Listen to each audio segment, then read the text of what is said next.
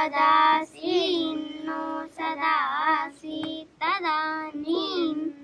शीघ्रजो no व्योमपरो यत् किमवारिवः कुहकस्य शर्मन्नम्भ किमासीत् गहानं गभीरम् न मृत्युरासीदमृतन्न तर्हि न रात्र्या नासीत् प्रकेतः आनीतवातौ स्वदया तदेकं तस्मादान्यन्न परः किञ्चनास तमासीत् तमसा गूढमग्रे प्रकेतं सलिलं सर्वमिदम्।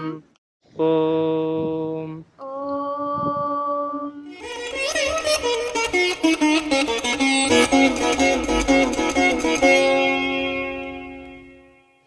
तो आप मोहित जी अपने बारे में पहले कुछ बताइए, आपका बैकग्राउंड क्या है? वैसे तो आप सब जानते ही हैं, तो बैकग्राउंड इस प्रकार ही रहा कि वैसे तो इंजीनियरिंग की थी और लगभग 5-5.5 साल के आसपास जॉब किया। तो लास्ट विप्रो के बाद आपके साथ में था, आईटी जॉब बोले तो विप्रो ही था लास्ट, उसके पहले एक्सेल में।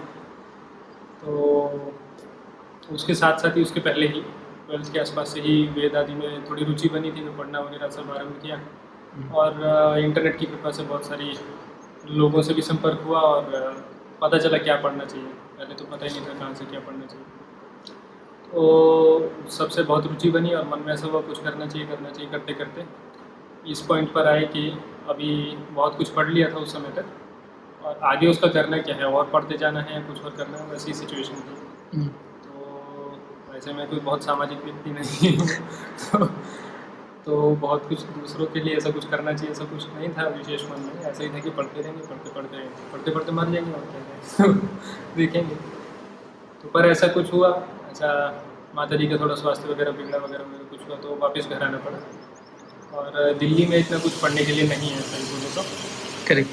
तो उस समय मैं पुणे में था और जो पाटिल गुरु जी हैं जिनके पुत्र को अभी महापरीक्षा उत्तीर्ण करने पर मोदी जी ने फ़ोन करके बधाई दी थी। अच्छा। उनके पास में न्यायशास्त्र में पढ़ रहा था। अच्छा। और शतपथ ब्राह्मण पढ़ता था दिन में सबसे पहले, फिर दोपहर को ऋग्वेद पढ़ता था और शाम को न्यायशास्त्र पढ़ता। ये सब अपने कॉलेज के साथ साथ करते थे पुणे में? जॉब के साथ में पुणे में। जॉब के साथ मैंने थोड़ा सा वैसा जॉब लिया था उस समय की जिसमें मुझे कम परिश्रम करना पड़े, वर्क प्रेशर ना हो, पैसे भी कम मिलते थे पर उतने मिल जाते थे कि अपना काम चल जाए। तो ऐसे करके अपना सब चीज़ मैनेज कर ले रहे थे। फिर माता जी का थोड़ा सा स्वास्थ्य बिगड़ गया तो वापस आ गया। फिर घर वालों ने वापस नहीं जाने दिया, फिर मिलाकर वापस नहीं जा पाए, तो सोचा कि अब वापस नहीं जा सकते तो चलो थोड़ा सा फिर जो दूसरा ऑप्शन तो यही है कि पैसा कमाओ ठीक से, उसी पे ध्यान देने लगे। परंतु ये तो था ही कि अल्टीमेटली ये तो नहीं करना है। फिर दूसरी बात ये थी कि क्योंकि कोई भाई वगैरह तो नहीं है तो विवाह तो करना पड़ेगा। तो कई बार ऐसा सोचा कि ये सब छोड़ करके कुछ काम का काम करते हैं, पर ये पता था कि ऐसा कुछ करेंगे तो बहुत मार पड़ी है घर में तो ठीक है जॉब वगैरह करते रहे। फिर विवाह हो गया तो फिर ये सोचा कि अब तो रिस्क ले सकते हैं, आराम से देखा जाएगा। तो पिताजी से मैंने कहा कि इतना तो आपने कर ही लिया है कि, और इतनी बुद्धि तो मुझ में भी है कि कभी केवल ये वाली स्थिति आई कि अपनी रोटी पानी के लिए कमाना है तो उतना तो मैं कर ही लूँगा। तो सारे काम करने के लिए अंततः पैसे लगते हैं तो उतने पैसे तो नहीं थे, तो बहुत सारे स्थानों पर प्रयास किया। पैसे ये लगते हैं मानी कि भूमि चाहिए गुरुकुल के लिए, गौशाला के लिए, सबके लिए। तो मगर ये विचार कब आया कि गुरुकुल बनाना है? ये विचार तभी आया फिर कि वापस जाकर अपनी पढ़ाई तो नहीं कर सकते, मतलब दिल्ली छोड़कर तो नहीं जा सकते, घर वालों से बहुत दूर नहीं जा पाएंगे, इतना तो स्पष्ट हो गया था। तो जब बहुत दूर नहीं जा पाएंगे तो फिर कुछ तो करना है ऐसी भावना तो थी ही। तो फिर ये सोचा कि चलो हमने पढ़ा भी बहुत है, इतना कम तो नहीं पढ़ा है, तब तक भी पढ़ते पढ़ते 8 साल तो हो गए थे, 8 साल से ही सभी पढ़ रहे थे। तो ये सोचा कि चलिए बहुत कुछ पढ़ लिया है और एक प्रकार की दृष्टि यानी सोचने का तरीका मिला, क्योंकि जो पारंपरिक लोग थे उनको बहुत निकट से देखा, बहुत भारत घूमा और आधुनिक संसार में तो हम रहे ही बचपन से। तो जो भी कुछ दोष नहीं कहूँगा मैं, पर न्यूनताएं यानी क्या बोलेंगे, ड्रॉबैक्स बोल सकते हैं, फॉल्ट नहीं है, जो ड्रॉबैक्स पारंपरिक लोगों के बीच में हैं तो उनको भी बेहतर समझ पाने का कि इस कारण क्या समस्या हो रही है आजकल। या जो सही बोले तो शास्त्र के उसमें भी नहीं है, परंतु मतलब इसमें कहीं से भी कहीं तक कोई आधुनिकीकरण या लिबरलिज्म या वोकिज्म वाली बात नहीं है, परंतु जिस प्रकार से समय बदला है उस प्रकार से कैसे हम पुरानी चीज़ को बचाते हुए भी चल सकते हैं, बजाय कि इसके कि लोग हमसे इंडिफरेंट हो जाए या उदासीन हो जाए, उनको फ़र्क ही ना पड़े जैसे भी सिचुएशन हाँ है। जी। ये बिल्कुल एक अलग संसार है और जो आम लोग हैं उनका एकदम अलग संसार है। यदि आप धर्म की बात करें तो ये एक अलग हिंदुइज्म चल रहा है, Correct. वो एक अलग हिंदुइज्म चल रहा है। बिल्कुल। तो यद्यपि जो अधिकतर लोग चला रहे हैं, जिसको जो आम समाज में वो आया यहीं से है, और वो डिस्कनेक्ट इतना बड़ा हो गया, जो ग्रेजुअल एक चार्ट होना चाहिए। वही वाली बात वो हर फील्ड में होती है। साइंटिस्ट जिस लेवल पर बात करते हैं वो बहुत ऊपर होती है, हम लोग को समझ में नहीं आएगा, सही। पर हम उनसे कनेक्टेड हैं फिर भी हर तरह से। जितना हमारे लिए काम का है उस नॉलेज के इन्फॉर्मेशन को डाइजेस्ट करके वो लोग एक चैनल बने हुए हैं, जिस चैनल से वो हम तक पहुँचते हैं और हमारे काम के जितना हम ले लेते हैं, ठीक है। बाकी हम छोड़ देते हैं। पर यहाँ पर बहुत अजीब सी स्थिति बनी हुई है फिलहाल। ठीक। तो मन में विचार था कि इस प्रॉब्लम को सॉल्व करेंगे तो आगे हमारे जाने के बाद भी ये चीज़ बची रहेगी। और अभी जितना भयंकर डिक्लाइन हमने अपने सामने ही देख लिया, जब से हमें समझ में आना शुरू हुआ तब से अभी तक ये हमें इतना समझ में आया, तो पहले कितना हुआ होगा और आगे और कितना ज़्यादा होगा। तो सोचा कि इस प्रॉब्लम को सॉल्व करने के लिए एक अटैम्प्ट करना चाहिए। तो वो एक एडवांटेज अपने पास में था, और दूसरा एडवांटेज ये था कि और कुछ नहीं तो अपने को कम से कम ये चिंता नहीं करनी कि घर पर कुछ कमा के देना है, बस थोड़ी सी बेइज्जती होगी, बाकी कुछ नहीं। तो ये रिस्क ले सकते हैं। तो फिर इस प्रकार इस गांव में आए। ये हमारे ससुराल वालों का गांव है, उन लोगों ने ये धरती, मैंने जैसे आपको कहानी बताई, तो उस प्रकार से हमको दी कि आप यहाँ पर कुछ कीजिए। ठीक है। तो हमने यहाँ पर फिर गुरुकुल का निर्माण आरम्भ किया। तो जैसा मैं बता रहा था, अभी जहाँ बैठने से 5 फुट नीचे था ये सब, मिट्टी वगैरह डलवाई। उसके लिए जब हम यहाँ पर आए तो अपने पास में ट्रस्ट के अकाउंट में 15 लाख रुपए के आसपास कुछ थे, और वो तो दिखाई दे रहा था कि खर्चा बहुत होगा, पर जैसा कि मेरा स्वभाव है जो कि इतने रेज हो गए थे खुद के डाले, बचे हुए थे अपने बचे हुए? अपने पर्सनल वाले तो इसमें नहीं थे अभी, हाँ वो जी। आगे लग गए। तो पर 15 लाख रुपए जैसे हम कुछ उसके पहले भी और जो प्रोजेक्ट्स कर रहे थे रेज कर कुछ पाए थे एक्स्ट्रा कुछ। फंड रेज हो गया, ठीक है। जो सेविंग्स के रूप में हो गया था उस समय एक प्रकार से। तो उतने ही पैसे थे। तो ऐसे वैसे लॉजिकल नहीं है ये काम करना, पर अभी तक जितना भी हुआ है मैंने ऐसे ही किया है। तो पहले काम शुरू कर दो, बाद में फिर रेज करते करते धीरे धीरे। तो ऐसा 6 महीने में एक बार ज़रूर होता है कि जब टोटल कैश इन हैंड 5,000 से कम होता है। उस समय एकदम फंड रेजिंग शुरू होती है।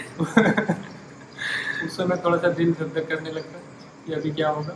ऐसा होता रहता है। तो अपने खुद के लगभग मेरे और पत्नी के मिला करके 8-1 लाख रुपए पहले के बचे हुए थे। वो भी प्रैक्टिसिंग लॉयर थी पहले दिल्ली हाई कोर्ट में। तो अभी तो कुछ भी नहीं, अभी तो सब गया। तो उन्होंने कोऑपरेट कैसे करा इस सब एकदम? वो भी शादी करने के बाद, या तो विवाह नहीं करते तो ये सब करते तो फिर भी सही था, मगर विवाह करने के बाद मतलब बहुत ही अलाइनमेंट चाहिए लाइफ में ये करने के लिए। जैसा मैंने बताया, कुछ तो उन लोग के परिवार का भी संस्कार था। गौशाला तो उन लोगों ने बनाई थी, तो कुछ तो मन में संस्कार था ही। तो ठीक है, देखा जाएगा उस प्रकार का स्वभाव कि जो होगा देख लेंगे, कर लेंगे। तो ऐसा शांत स्वभाव बोल लीजिए, कुछ भी बोल लीजिए कि हो ही जाएगा ऐसा करके। तो फिर वही बात कि इसका कोई लॉजिक नहीं है, बस ऐसे ही ठीक है। तो जब हम यहाँ पर आए थे तो इतने पैसे थे, फिर मैंने कभी निर्माण किया नहीं था, कभी बनते भी नहीं देखा था। बचपन से बने बनाए घरों में रहे, घर तो 2-3 बदले, पर हर बार इस बने हुए घर से उसमें चले गए। करेक्ट। तो वैसे ही रहा। तो निर्माण के लिए मिस्त्री क्या, मजदूर क्या, कितने पैसे लगते हैं, कौन मिस्त्री कितने लेता है, कुछ भी नहीं पता। तो बहुत ढूंढ ढांड के एक ठेकेदार पकड़ा, और ठेकेदार जो है वो भी सारे अब तो मुझे पता है, तो 4 साल हो गए। सारे ठेकेदार अपना प्रोफाइल इतना भयंकर बनाते हैं जैसे IT के ठेकेदार होते हैं वैसे ही लोग भी होते हैं कि हम तो ये कर देंगे और वो कर देंगे, ये वो। तो ये जो ठेकेदार था, मतलब वैसे फालतू की कहानी है, पर फिर भी ये बड़ी इंटरेस्टिंग बात थी। तो ये हर एक चीज़ इतनी बड़ी बड़ी बताता, शुरू ऐसे करता। तो दिल्ली में इसने सरकारी ठेके ले रखे छोटे मोटे। तो बोलता ऐसे एकदम स्टाइल में बैठ करके, चाय का गिलास हाथ में लेके, पैर पे पैर रख के, तो बोलता कि राष्ट्रपति भवन है ना सर? हाँ है। उसमें जो राष्ट्रपति का प्राइवेट कमरा है, अच्छा, उस कमरे के पीछे सर्वेंट क्वार्टर है। अच्छा, उस सर्वेंट क्वार्टर में जो बाथरूम है, मैंने अच्छा उसका जो डोर हैंडल है मैं लाया था नीलू से। अरे बाप रे। तो बहुत बड़ा ठेकेदार। तो आता जाता उसे कुछ नहीं था, ऐसे कुत्ते पे सब चल रहा था। मैथ्स इन लोगों को इतना बर्बाद रहता है, मिस्त्री हो ठेकेदार हो कोई हो, मतलब मुझे खुद कैलकुलेट कर करके बताना पड़ा कि सीढ़ी में इतना ईंट लगेगी, इतना मसाला, इतना पत्थर। मैंने सोचा एक्सपर्ट है, लोग करते हैं, ये लोग पैसा कमाते हैं इस काम से तो इनको पता होगा, पर समझ में इन्हें कुछ नहीं पता। फिर मैं ही कॉपी पेंसिल लेकर के सब इनको समझाने लगा बाद में। तो शुरू में तो बहुत बुरी दशा थी, ये लोग बोले कि इसमें रद्दा जो होता है, ईंट की एक लाइन को रद्दा बोलते हैं की भाषा में। तो बोला कितने रद्दे का बना है, 18 इंच का, 22 इंच का। मुझे कुछ भी नहीं पता, फाउंडेशन के लिए पूछ रहे थे। तो मैंने सोचा कि इसको बोलूँगा मुझे नहीं पता तो फिर तो आगे तो कितना पागल बनाएगा। तो मैंने सोचा ज़्यादा अच्छा ही होता तो 22 इंच का बनाता। फिर मुझे बाद में पता चला कि उतनी की आवश्यकता नहीं थी, थोड़े से पैसे बेकार गए, चलो बहुत बड़े नहीं बन गए। इस तरह से करते करते ये सब सीख गए। अब तो ऐसा हो गया कि अब एक फॉल बैक ऑप्शन, यदि पैसे नहीं रहे तो ठेकेदार मैं ही बन जाऊँगा। ये ऊपर जो पिलर बने हैं ऊपर वाले फ्लोर में, वो मैंने और ये जो लड़का काम करता है हम दोनों नहीं बने। इस प्रकार से करते करते जब यहाँ पर आए थे तो पहले हम यहाँ नहीं रहते थे, अंदर जहाँ बता रहा था भूस वाली जो जगह है वहाँ पर एक 15 बाई 15 का कमरा था। उसी में मेरी रसोई थी, उसी में हम रहते थे पति पत्नी, उसी में रात को बच्चे भी सोते थे, सब लोग हम उसी एक ही कमरे में सोते थे, उसी में भोजन बनता था। और गर्मी में क्योंकि हम यहाँ आए थे तो वैसे अगस्त था, पर यहाँ बहुत गर्मी होती है उस समय। तो अगस्त सितंबर अक्टूबर 3 महीने इतनी दुर्दशा रहती थी, क्योंकि बाहर पूरा आंगन है, छाया के नाम पर एक कमरा ही है, और कमरे में क्योंकि भोजन बनता है इतने सारे लोगों को तो कमरा भी बहुत गर्म हो जाता था। तो समझ भी नहीं आता कहाँ जाए, तो दिन में 4-4 बार नहाते थे। तो ऐसा करते करते वो जगह थोड़ी सेटल हुई, यहाँ के लिए फंड रेज होता रहा। तो एक जानने वाले अंकल जी थे, मैं उनको लेकर आया कि यहाँ कितना पैसा लगेगा, आप थोड़ा एस्टिमेट बताइए। उन्होंने बोला कम से कम 30 लाख तो लगेगा। मेरे पास 15-16 ही थे, तो मैंने सोचा झूठ बोल रहे हैं, आपने मन को समझा। काम शुरू किया, शुरू करते करते तो यहाँ पूरा करने में लगभग 50 लाख के आसपास तो लग गए। अरे बाप रे। तो मिट्टी इतनी पड़ गई, आप समझिए ना, ये 1200 गज के आसपास है और 5 फुट नीचे से ऊपर तक इतनी तो मिट्टी पड़ गई। लाखों रुपए की तो मिट्टी मिट्टी हो गई। कम से कम कुछ भी नहीं तो 2.5 लाख के आसपास तो 2 लाख के आसपास तो ईंटें लगी हैं यहाँ पर। कम से कम 2 लाख ईंटें लगी। 5.5 रुपये के हिसाब से 11-12 लाख की तो ईंटें हो गई। तो काफ़ी खर्चा हो जाता है ऐसे करते करते। तो ये सब कहानी रही, इस प्रकार से निर्माण किया। ये तो इंफ्रास्ट्रक्चर वाला पक्ष हो गया। फिर वही सब रहते रहते गाँव वालों के साथ में भी तरह तरह के अनुभव हुए, जिनमें से अधिकतर तो अच्छे नहीं थे। तो बच्चों को पढ़ाना भी जैसे आरंभ किया, तो पहले कुछ स्थानीय बच्चों को भी रखा, पर फिर वो समझ में आया कि वो नहीं चल सकता। अच्छा। स्थानीय बच्चों के साथ में समस्या रहती है क्योंकि माता पिता हर दूसरे दिन आ जाते हैं, और क्योंकि ये लोग बहुत कोई ऐसा सोफिस्टिकेटेड मगर थोड़ा पहले जाते हैं इससे कि इससे बच्चे शुरू कैसे हुए, पहला बच्चा ऐसे कहाँ से आए? बच्चों को हमने इस प्रकार किया कि अभी जो सिचुएशन है तो स्पष्ट बात करें ये भी, और अभी से नहीं है, पहले से ही। मैंने स्वामी दयानंद सरस्वती आर्य समाज की जिन्होंने स्थापना की, उनके भी पत्र विज्ञापन आदि पढ़े हैं। उस समय उन्होंने भी प्रयास किए थे कि उनकी आइडियोलॉजी जैसी भी हो, कुछ लोग सही माने गलत माने, वो अपनी जगह है, परंतु प्रयास उन्होंने जो किए तो उनसे मैंने कुछ सोचा सीखा जाए। मतलब पहले से ही पढ़ रहा था मैं, जब तक मेरे मन में विचार नहीं था गुरुकुल का, तब भी मैंने पढ़ा वो सब। तो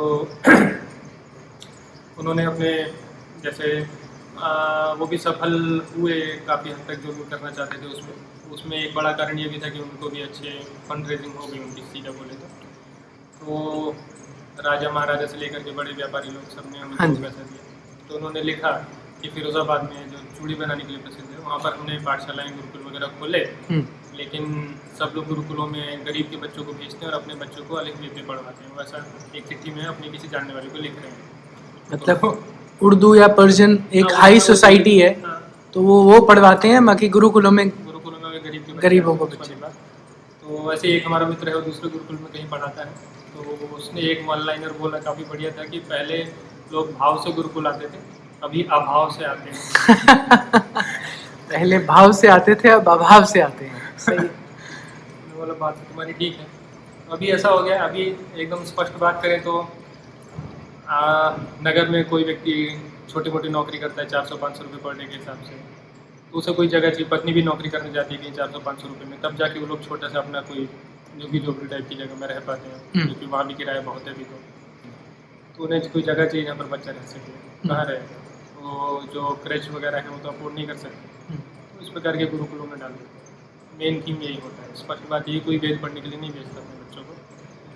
तो और इस कारण से बहुत समस्याएं भी होती हैं बच्चों के साथ में बैकग्राउंड रिलेटेड जहाँ से वो आए हैं, क्योंकि ये भी कहना बेकार की बात है, ये भी फिर वही फालतू का आइडियलिज्म है कि गरीब लोग बहुत आदर्शवादी होते हैं और अमीर लोग सब करप्ट होते हैं, बुरे होते हैं, बकवास की बात है। तो जिस पृष्ठभूमि से वो आते हैं उस पृष्ठभूमि से उन्होंने अधिकतर गलत ही चीज़ें देखी सुनी समझी होती हैं, उन सबको निकालना, उनको डिटॉक्सिफाई करके फिर थोड़ा व्यवस्थित सभ्य बनाना, वही अपने आप में काम होता है। तो अब इस कारण से क्या होता है, दिल्ली में जैसे 3, 4, 5 गुरुकुल हैं तो वो हमेशा ओवर क्राउडेड रहते हैं। अच्छा, दिल्ली में है? दिल्ली में है तो वैसे ही दिल्ली में एक है, वो भी ओवर क्राउडेड है। तो हमने उनसे बात की कि आपके जो सबसे छोटे बच्चे हों वो हमको दीजिएगा, तो उन्होंने बोला कि नहीं, बड़े बच्चे ज़्यादा ठीक रहेंगे, आपकी नई जगह है। मैंने बोला नहीं, छोटे ही चाहिए। उसमें कारण ये था कि बड़े बच्चों की तो फिर उनको बदलना बहुत कठिन है। मैंने बोला जितने छोटे हो सके उतने छोटे बच्चे दीजिएगा। तो कुछ बच्चे तो वहाँ से आए, फिर धीरे धीरे करके, क्योंकि मैं वही बात की, बच्चे ऐसे अडेप्ट हो जाते हैं कि एक जगह से उनका एक हो जाता दोस्त एटलीस्ट बन जाते हैं, कुछ एक जगह से हो जाता लगाव ऐसा नहीं होता? बचपन में जल्दी व्यक्ति बदल जाता है। नए दोस्त बनाना बचपन में बहुत सरल होता है, नई जगह में एडजस्ट होना बचपन में सरल होता है। बड़े होने के बाद चीज़ें थोड़ी सी सॉलिडिफाई हो जाती हैं कि एक सेट पैटर्न बन जाता है कि मैं तो ऐसे ही करता हूँ। तो वाली चीज़ बड़े होने पर ज़्यादा होती है, बचपन में बहुत कम होती है। और ये मनुष्य में, सभी जीवों में है, गाय में, कुत्ता में, सब में ऐसे ही होता है। छोटे से लेंगे तो अधिक रहेगा। हाँ। तो फिर वैसे ही करते करते, जैसे मैं बता रहा था, क्योंकि मैं घूमा बहुत हूँ तो मैं बहुत सारी जगह बहुत सारे लोगों को जानता हूँ और हर प्रकार के सोशो इकोनॉमिक बैकग्राउंड के लोगों से परिचय है। तो मैंने जब बात चलाई तो बच्चे तो आ गए आराम से। आज तक यहाँ पर लगभग 40 से 45 बच्चे आए हैं, रखे हमने केवल 16 ही हैं। कुछ तो खुद ही से चले गए कि हम नहीं रह पाएंगे, और अधिकतर हमने हाथ जोड़ करके वापस कर दी कि हम इनको नहीं सिखा नहीं पाएंगे। नहीं सिखा पाएंगे। तो सिर्फ उन्हीं गुरुकुल से आए या कुछ और डायरेक्टली? उस गुरुकुल से तो कम ही बच्चे आए थे। उस गुरुकुल से तो मान लीजिए 1/4 के आसपास ही है। बाकी बच्चे तो फिर वही डायरेक्टली कि ये हमारे जानने वाले का जानने वाला है, ये ऐसे है, ये ऐसे है, ऐसे कर कर। क्यों भेजते हैं लोग? इसीलिए भेजते हैं, जैसा मैं आपको बता रहा था, एक तो अभाव आर्थिक से? कारण सबसे बड़ा होता है। अच्छा। और दूसरा ये है कि जैसे मान लीजिए अब जैसे कोई मेरा मित्र है, वो किसी और वेद पाठशाला में पढ़ाता है, उसको पता है कि हम लोग किस लेवल पर काम कर रहे हैं, उसे हमारी क्वालिटी पता है। क्वालिटी सब चीज़ में, भोजन से लेकर के, पढ़ाई से लेकर के, सब चीज़ से लेकर के। और उसकी इंडिविजुअली हम में विश्वास है कि हम आधुनिक चीज़ें भी सारी जानते हैं और फिर भी हम ये सब कर रहे हैं, तो हम कुछ बेहतर कर रहे होंगे, ऐसा वो लोग अज्यूम कर लेते हैं। उतना समझने का सामर्थ्य नहीं है उनका, क्योंकि उस बैकग्राउंड से नहीं है, और ऐसा अज्यूम कर लेते हैं कि ये व्यक्ति ऐसा कर रहा है तो कुछ बढ़िया कर रहा है, ऐसा मान लेते हैं। ठीक है। तो इस कारण से उनकी श्रद्धा बनती है। इस कारण से भी वो अपने रिश्तेदारों को या कोई बच्चों को, कि इनको ले जाओ, इनको पढ़ा लेना, ऐसा करके इस प्रकार हो जाता है। तो अभी हम जैसे कि मतलब अभी आप आज थोड़ा समझ गए होंगे, थोड़ा रिमोट सा एरिया पड़ जाता है। वैसे तो दिल्ली के पास ही है, पर अंदर अंदर अंदर बहुत हो जाता है। फिर भी यहाँ पर इतने सारे बच्चे आए पिछले सालों में, तो जबकि इंफ्रास्ट्रक्चर अभी से भी कम था, अभी तो फिर भी इतना हो गया है। शुरू के 6 महीने में तो जो है जिस फ्लोर पर हम बैठे हैं ये भी नहीं था। शुरू के 6 महीने में तो बस जो मैं आपको पहले बता रहा था, 15 बाय 15 का एक कमरा और बस आंगन, बस इतना ही था। तो इस प्रकार से ये सब था। ऐसे करते करते बच्चों से परिचय होता कि बच्चे भी आते गए, तो थोड़ा और इंफ्रास्ट्रक्चर बेहतर हो जाएगा तो ये चीज़ तो सरल हो जाएगी। ये बड़ी प्रॉब्लम नहीं है। बड़ी प्रॉब्लम तो केवल 2 ही चीज़ होती है, एक तो अच्छी टीम बना पाना, यानी साथ के लोग जो काम में हाथ बटा सकें, सब प्रकार के काम, एडमिनिस्ट्रेटिव हो गया, गेट का हो गया, ये बच्चों को पढ़ाने का, और दूसरा फंड रेजिंग का। बस ये 2 ही प्रॉब्लम है, बाकी चीज़ें तो मैनेज हो जाएंगी। तो बच्चे जो सारे आते हैं सब ब्राह्मण बच्चे हैं? हाँ, सभी ब्राह्मण ही ब्राह्मण परिवारों से हैं? जी, ब्राह्मण परिवारों से। ऐसे हमने किसी को मना नहीं किया, पर बाय डिफ़ॉल्ट ऐसा होता है। ब्राह्मणेतर परिवार से भी एक लड़का था। हाँ जी। तो अच्छा था वो पढ़ने में। हाँ। तो हमें शिविर में मिला था। हमने एक बार शिविर लगाया था, तो शिविर में तो सब शिविर मतलब बच्चों को ढूंढने के लिए? संस्कार दीक्षा शिविर, जैसे हम कैंप लगाते थे पहले, जैसे पलवल में कई बार लगाया, एक बार गोंडा में भी लगाया था। वो क्यों लगाते हो? वो कैंप लगाने का जो एकदम ओरिजिनल कारण था वो तो ये था कि जब तक गुरुकुल नहीं है तब तक कुछ तो करें, तो कुछ शिविर तो लगाते करें। हैं। तो शिविर में उसका- कुछ थोड़े दिन के लिए हाँ, उसका उस समय उद्देश्य में रहता है कि कुछ सिखाना। 10, 12, 14 दिन तक बच्चों को वहाँ रखें और उनको एक थोड़ा सा आइडिया दें कि ये ठीक है। गुरुकुल का जीवन कैसा होता है। उनके अंदर किसी भी मात्रा में थोड़ा सा बीज सा भी पड़ जाए तो वो इस जीवन में ना आए, पर इस जीवन को जीने वाले लोगों के लिए सिंपैथी रखें, ठीक है। आगे चल के जीवन में कुछ भी करें। तो बढ़िया। क्योंकि केवल एक पैसा ही सब चीज़ नहीं है, पैसा तो एक चीज़ है, हम्म, पर मान लीजिए कोई वैसे ही बस मन में श्रद्धा रखें, कम से कम एंटी तो कम से कम ना हो, इतना तो पक्का होगा। उनको एक हैप्पी एक्सपीरियंस मिलेगा। तो इन चीज़ों के प्रति, क्योंकि अधिकतर लोग इतना लॉजिकली नहीं सोचते कि ये कितनी बढ़िया बात है या बुरी बात है। अधिकतर लोग अपने पर्सनल एक्सपीरियंस से चीज़ों को जज करते हैं। अगर उनका एक्सपीरियंस उस चीज़ को लेकर अच्छा है तो वो चीज़ अच्छी है, अगर नहीं अच्छा है तो वो चीज़ बुरी है, चाहे वो चीज़ अपने आप में कैसी भी हो। ठीक। तो उनको एक अच्छा अनुभव मिले, उनको थोड़ा बहुत परिचय मिले और वो बीज किसी किसी में तो आगे जाके बड़ा होगा। बिल्कुल। ये सोच करके शिविर लगाते थे। विचार अभी भी है कि अभी भी लगाएंगे, अभी उतना इंफ्रास्ट्रक्चर नहीं है। विचार अभी भी है कि बच्चों का भी और बड़ों का भी, जो बड़े इंटरेस्टेड हैं, क्योंकि बड़े होने में ये फ़ायदा है कि बच्चे जैसे हैं तो बच्चों को तो आप बहुत कुछ गहरी बात नहीं बता सकते। बच्चे बच्चे हैं, आप उनको ज़्यादा ज्ञान देने लगोगे तो उनके बहुत ऊपर से जाएगा, वो आपकी शर्म में सुनते रहेंगे और वो मन से सो जाएंगे। करेक्ट। लेकिन बड़े लोगों के साथ ये एडवांटेज है कि जिसको गहरा ज्ञान लेना है, थोड़ा भी उसको क्लैरिटी है, तो वो अपनी इच्छा से लेने के लिए आएगा। वहाँ आप एक प्रकार से अपना कोर आइडियाज़ वहाँ आप दे सकते हो, लोगों को समझा सकते हो। तो ऐसा विचार है कि बड़ों के लिए भी करने का और बच्चों के लिए भी करने का। यहाँ तक कि मैंने एक कॉन्सेप्ट ये भी सोचा था कि जो पौरोहित्य करते हैं, क्योंकि उत्तर भारत में गुरुकुलीय व्यवस्था नष्ट ही है, बिल्कुल। प्रैक्टिकली खत्म है। बिल्कुल। दक्षिण और में थोड़ी जो मात्रा में- पुरोहित आते हैं वो मन भी नहीं करता कईयों को तो बुलाने का। कुछ मैं सही बताऊं, अगर घर में कुछ हवन करवाना हो, कुछ या कुछ भी, मतलब घर में आए या साल में एक बारी जो हवन करवाना है, कुछ करना है, जब किसी पुरोहित को बुलाओ ना तो कोई आर्य समाज का मिल जाए तो फिर भी सही रहता है, नहीं तो बिल्कुल बुलाने का मन ही नहीं करता। सही बात तो ये है। तो जबकि आप एकदम सही से बात करें तो जो काम उनको करना है एकदम, मतलब प्रोफेशन वाइज बात कर रहा हूँ मैं, मतलब हाउ टू डू में बात कर रहा हूँ, वाई और उन सब चीज़ों में नहीं जा रहा हूँ। तो हाउ के बेसिस पर ही केवल बात करें तो भी मुश्किल से 2 साल में कोई भी व्यक्ति अच्छे से सीख सकता है। अच्छा। तो मतलब बस वो एक्ट परफॉर्म करने वाले सेंस में बात कर रहा हूँ मैं, तो उस सेंस में वो 2 साल में सीख सकता है। उसको बहुत विद्वान होने की आवश्यकता नहीं है, जितनी आम लोगों की आवश्यकता होती है उतने की बात कर रहा हूँ। कोई ठीक है। बहुत हायर लेवल के रिचुअल्स की बात नहीं कर रहा हूँ। ठीक है। उतना 2 साल में हो सकता है, पर बिल्कुल ही व्यवस्था नहीं है। आप ये विश्वास कीजिए कि चलिए मैं स्वयं एक बहुत कंजर्वेटिव परिवार से हूँ, जैसे कि अधिकतर लोग थे 1-2 पीढ़ी पहले तक भी। हमारे दादाजी भी बहुत अधिक श्रद्धालु व्यक्ति थे, पढ़े लिखे कुछ भी नहीं थे, लिखना पढ़ना नहीं जानते थे, परंतु रामचरितमानस फिर भी उनको अधिकतर कंठस्थ ही थी।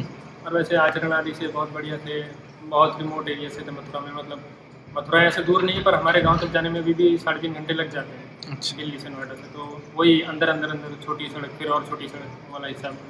तो यहाँ की सड़क जिसमें आप आए हैं वो फिर भी बेहतर है आप। तो उस परिवार, उस पृष्ठभूमि से हुए, ऐसा अनुष्ठान धर्म कर्म जितना हो सकता है आर्थिक सामर्थ्य के अनुसार बहुत करने वाले हुए। हमारे पिताजी भी उसी प्रकार के विचार से हैं। और उसके बाद भी मुझे भी 12वीं तक भी नहीं पता था कि ऐसे वेद पढ़ने की परंपरा होती, लोग वेद कंठस्थ करते हैं, ये सब कुछ भी नहीं पता था, मुझे भी नहीं पता था। वो इंटरनेट की वजह से पता चला शुरू। तो उत्तर भारत में ये स्थिति है। दक्षिण में भी कोई बहुत अच्छी स्थिति नहीं है, पर यहाँ की तुलना में फिर भी बहुत बेहतर है। हाँ, यहाँ से अच्छी तुलना बात। नहीं है। तो मंदिरों की भी स्थिति इतनी हाँ, अच्छी है। किसी भी चीज़ की। हाँ। तो खैर, तो एक विचार ये भी था कि ऐसा कुछ कोर्स जैसा डेवलप करके जो आसपास के लोकल पुरोहित हैं उनको एक, मतलब क्या बोलेंगे, एग्रीगेटर कह लीजिए, जो कह बिल्कुल। लीजिए, बढ़िया। क्योंकि जैसे हम जानते दिल्ली में लोगों को जो अच्छी दक्षिणा दे सकते हैं, अगर वो प्रसन्न होंगे तो अच्छी दक्षिणा देंगे। और ये जो वर्ग है, क्योंकि इनको गांव में कोई नहीं पूछता, मतलब हमारा जो गाय का काम करने वाला आता है, गाय का डॉक्टर जो है, तो वो ऐसा बता रहा था कि मेरी बहुत अच्छी शादी हुई और ये हुआ वो हुआ, पूरे 8 लाख रुपए लगे मेरी शादी में, ऐसा तारीफ कर करके अपनी बताता। 8 लाख रुपए मैंने गाँव में बहुत बड़ी शादी होगी। तो और बोला कि और पंडित आया और उसने बोला कि वो दक्षिणा लेने से मना करने, वो बोला पूरे 1500 रुपये लूँगा। तो बोला कि मैंने कहा ठीक है भाई, अभी तो तेरा मौका है, ले ले, पर मैं भी डॉक्टर हूँ, जब तेरी गाय देखने आऊँगा तो तुझसे वापस निकालूंगा। मैंने बोला ये अब 1500 रुपये ये में कौन हालत पंडित आएगा ढंग का? मतलब ये पूरी इकोसिस्टम वाली बात है ना। अगर कोई, फिर वही बात कि अभाव से बेचते हैं, भाव से नहीं बेचते, आगे कुछ है नहीं ना भविष्य। करेक्ट। 1500 रुपये के लिए लोग दुखी कर रहे हैं, तो कोई क्यों पड़ेगा, कुछ और काम नहीं देखेगा। अभी मैंने एक बार ट्विटर पर भी डाला था कि गांव में लोग जैसे गायत्री जप करवाने की परंपरा होती है कि 1.25 लाख गायत्री का जप करवाना है। हालांकि वो एक दूसरी बात है कि कोई धर्म के लिए करना है ऐसा नहीं करते, जीवन में कोई समस्या होगी तब अधिकतर लोग बोलते हैं। हाँ। ऐसे ही कि बस हमारा कर्तव्य ऐसा करके कोई नहीं बोलता कि कुछ भी समस्या आ रही है, लड़के की शादी नहीं हो रही, ये नहीं हो रहा, वो नहीं हो रहा, इसका एक्सीडेंट हो रहा है बहुत ज़्यादा करके अभी जो हमारा ठेकेदार है जिसके ऊपर काम दिया था मैंने, तो उसका मोबाइल चोरी हो गया, उसके 15 दिन बाद भी बटुआ भी चोरी हो गया। तो वो मेरे पास आया कि गायत्री जब करवाने में ये हो गया। अच्छा, मैंने बोला करवाएंगे अभी थोड़ा समय, पता नहीं उसके दिन ही ऐसे चल रहे हैं, उसके और 1 महीना तो सांप ने काट लिया। अरे तो हॉस्पिटल में पड़े उसने मुझे फ़ोन किया, मैंने आपसे कहा था आपने करवाया। तो ऐसे में लोगों को याद आता है, तो वो एक प्रॉब्लम नहीं है। प्रॉब्लम ये है कि जैसे हम इस गांव में आए तो हमने सोचा चलो गांव वाले से थोड़ा व्यवहार बन जाएगा। तो एक दिन हमारे बहुत पीछे पड़ा कि हमारे लिए गायत्री जब कर दीजिए। मैंने बोला कि यार मैं तो इतना टाइम नहीं है, और उसमें 1.25 लाख बार गायत्री मंत्र का जप करना रहता है। तो वो आप सीधा सा कैलकुलेशन करेंगे तो आपको समझ में आएगा कि 8-9 घंटे एक व्यक्ति करेगा तो भी उसे 15 से 16-17 दिन तक लग जाएंगे, और उसका होम करने के लिए 1 दिन अलग से चाहिए, तो 17-18 दिन का काम हो गया। तो उसके लिए गांव वाले जो ऑफ़र करते हैं, मैं बिल्कुल भी एग्जैजरेट नहीं कर रहा हूँ, 1100 रुपये ऑफर करते हैं। बाप रे बाप। गांव में तो ये सिचुएशन, अधिकतर लोग गांव में ही होते हैं, यहीं से लोग शहर में जाएंगे तो किस मेंटल मेकअप के साथ में हो जाएंगे। अभी इसी में एक और फनी इंसिडेंट ये है कि यहाँ गांव में जो पौरोहित्य करते पंडित जी, तो उन्होंने पहले शहर में नौकरी का इसका उसका बहुत सारे प्रयास किए, कुछ भी नहीं हो पाया। तो फिर सोचे चलो पौरोहित्य कर लेते हैं, तो वो पौरोहित्य करने लगे। तो उनके साथ भी वही समस्या, गांव में लोग जितना पैसा देते हैं, तो हमने ठीक है उसको मैंने हाँ बोल दिया था, तो उसको तो हमने किया, और करते करते सब मिला के हवन ववन सब मिला के फाइनल जो उसका टोटल खर्चा हुआ, तो सब मिला के उसका खर्चा जो टोटल आया था वो 2320 रुपये आया था। 2320 रुपये में उसने कम से कम, मुझसे तो ऐसा काम नहीं होता, तो हमने जेन्युइनली उसका काम किया। 16-17 दिन लगे 1.25 लाख जब करने में, जो भी कुछ है उसके बदले में 2320 रुपये। क्या होते 2000 रुपये, कुछ भी नहीं होता। हाँ अपनी तो ऐसे में मतलब फिर वही बात है ना कि जब ये रिस्पांस मिलेगा तो कोई इस लाइन में क्यों आएगा। बिल्कुल सही बात है। सारी बात मिली जुली है और मिला जुला इसका समाधान होगा। ऐसा वो चिकन एंड एग वाली बात होगी। ऐसा नहीं हो सकता कि सारे पंडित एक साथ बैठ जाए कि नहीं पहले हमें पैसा दो फिर ही हम पढ़ना सीखेंगे, और ऐसा भी नहीं हो सकता कि सारे पंडित बोले तुम जब पैसा दोगे तब पैसे देना, हम तो पढ़ाई कर रहे हैं। दोनों चीज़ें धीरे धीरे करके सुधरेंगी। तो वो जो पंडित था उसको बोला किसी ने कि हमारे लिए 1.25 लाख गायत्री का जप कर दो, तो उसने बोला कि मैंने जप कर करके गायत्री अपने अंदर समाहित कर लिया।